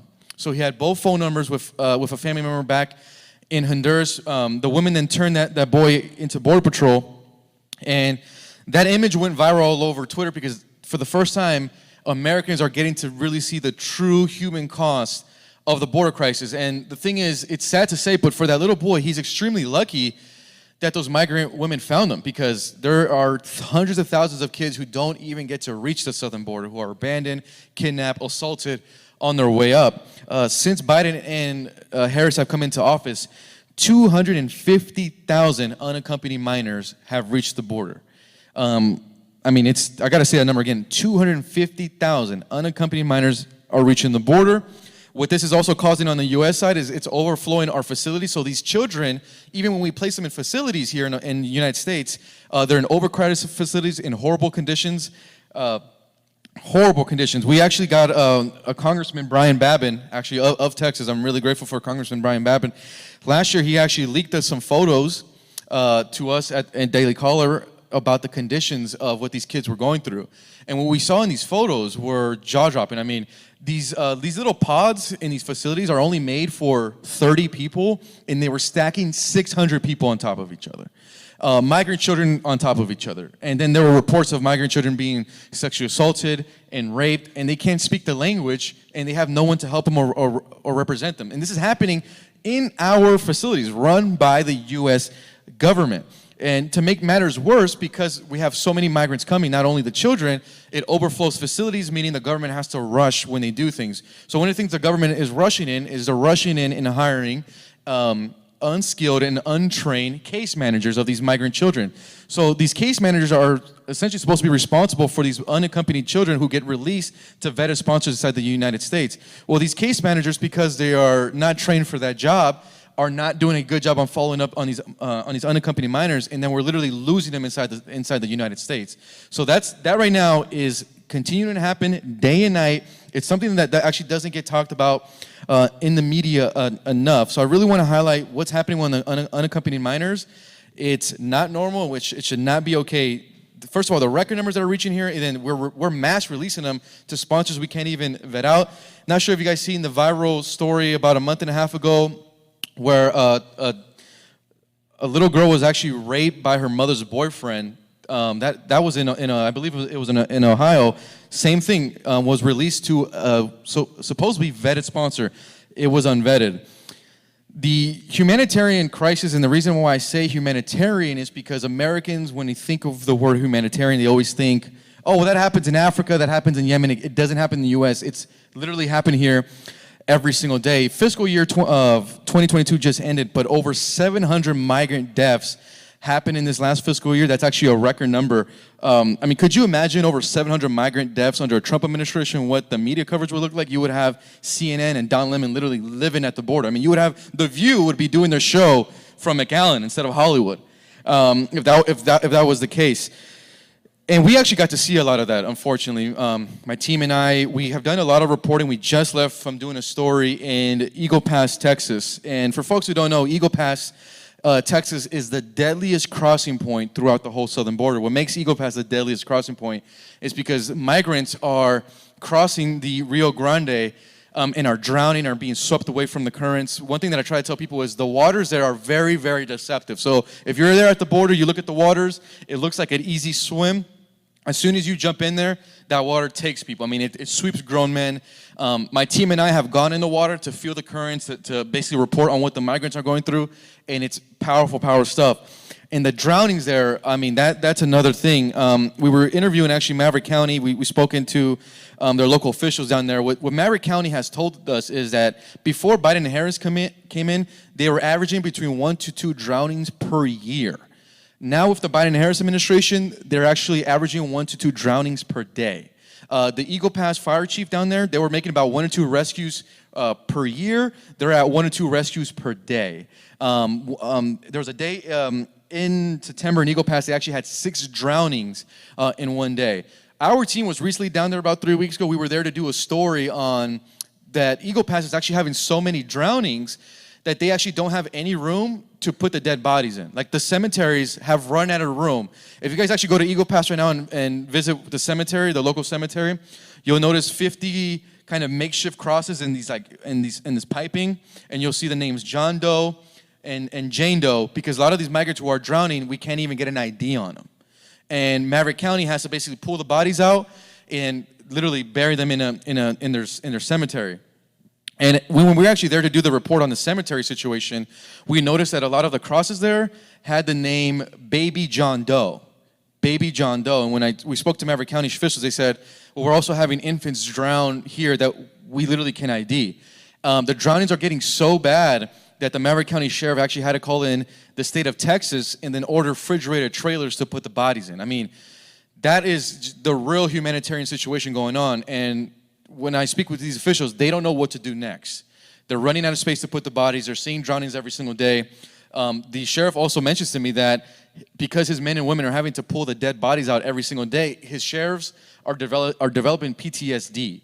On one of our last reports, while we were reporting on Eagle Pass, a drowning occurred of a Honduran man, and our drone man right there, who's actually here, Thomas Cooper, was able to film that drowning, and we reported on it. And when we interviewed the sheriff had actually already had that body stored in the trailer, and he said, this is every day for us now. It's essentially the new normal. It's not odd anymore. But that's just the reality, and that's just a story of many of what's going on the southern border. And I just want to share a little bit of it because I know a lot of people in politics, commentators, they speak about the border crisis, but not many of them got to see it, feel it, hear from the residents. And I've had the unique perspective of being in Mexico, following these migrant groups, being on the Texas side, interviewing a lot of these migrants. It's a true sad humanitarian crisis that Joe Biden and Kamala Harris have yet to come down and visit. There is also no urgency from this administration. And what's interesting from a political standpoint is they're actually starting to see that political blowback from their voters here in South Texas. We saw that with Mayra Flores' win. We have Cassie Garcia, Monica de la Cruz running. And you're seeing voters here who have been loyal, if you want to use that word, but have been overwhelmingly in support of the Democratic Party, especially here in South Texas, start to, in a way, kind of wake up and start to shift their priorities as they see that the Democratic Party left them. So it's been interesting for me as a reporter to see all these developments happening in real time, especially the issue with the children. But being down there, one big thing you always kind of take away too is that the Mexican president is not feeling any pressure from this administration at all to solve the issue. So when we're in Mexico, the Mexican state police is actually letting these migrant groups flow in. And I want to mention this key part because this has kind of been going underreported. What people don't know is when migrants are in, let's say, Guatemala and they cross illegally into Mexico, the first border town they reach is called Tapachula, Mexico. From Tapachula, migrants are actually are not allowed legally, actually, to travel through Mexico because they're in Mexico illegally. What the Mexican officials have done is they grant these migrants these 30-day humanitarian visa cards. Basically, it's a fake humanitarian visa. And what the Mexican officials do is they give these migrants 30-day, basically it's a 30-day free pass card saying, hey, you have 30 days, you could travel through Mexico and then cross into the country illegally. Like basically, you have 30 days, just get out of here and get into the U.S. So one thing that isn't talked about is the Mexican government playing a massive role in the migration crisis by literally giving these fake humanitarian visas. And we see this by reporting on the border. These visas will be discarded all around. So it's something that I really want people to know about. It's not talked about in media, the role that Mexican state government is playing in our humanitarian crisis. The fiscal year, I'm gonna end it here, then if we have time for a Q&A. But the fiscal year, guys, just ended of 2022. Border Patrol actually released the numbers late last night on a Friday night because they didn't want anyone to know. But for folks who don't know, the fiscal year just ended. We had 2.3 million apprehensions at the border. 2.3 million apprehensions. That is not even counting the 900,000 gotaways are in the country. And as of right now, we have 250,000 unaccompanied minors have reached the border. Actually, Border Patrol, Texas law enforcement, not even Border Patrol, Texas law enforcement has already seized enough fentanyl to kill every single American inside the United States. So the numbers are staggering. So I just want to share a little bit of my perspective. I'll still be here, guys, after I speak. So if you guys want to come up and talk to me, I'll kind of share some of the things I see at the border. Do we still have time, Q&A? Yes, sir? We'll see. If you guys have any questions, I could take a question or two. So we are going to do a Q&A, but I'll have you stand right over here to the right, okay? We're going to rearrange the furniture like the living room. We're about to swap into panel mode. So that'll be a good little distraction real quick. So who's got a question? All right, you, sir.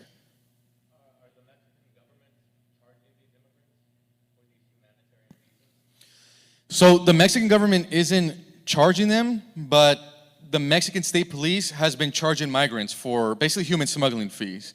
The population that we see has been most vulnerable to all of this is the Venezuelan population. So the Venezuelan population, they've been extorted by Mexican police, assaulted. We actually it was about a month ago, we interviewed, and I think you shared the video, Rolando, where it was a Venezuelan woman who was actually sexually assaulted by Mexican police, and her daughter was sexually assaulted. Her daughter was 9 years old, and Mexican State Police made her take her clothes off and sexually assaulted her. So they're not charging them directly, but the Mexican police will still make money along the way.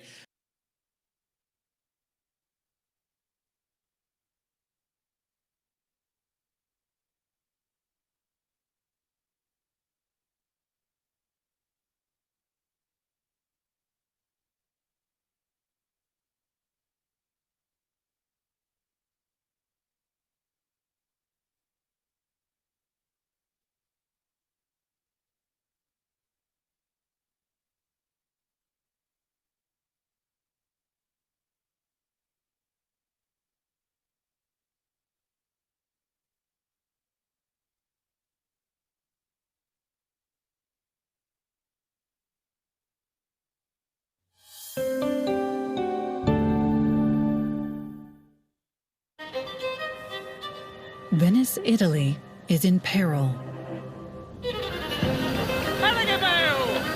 The sea level rising. Extreme floods inundating the city. It's really alarming to see what happens to Venice when it floods. The city itself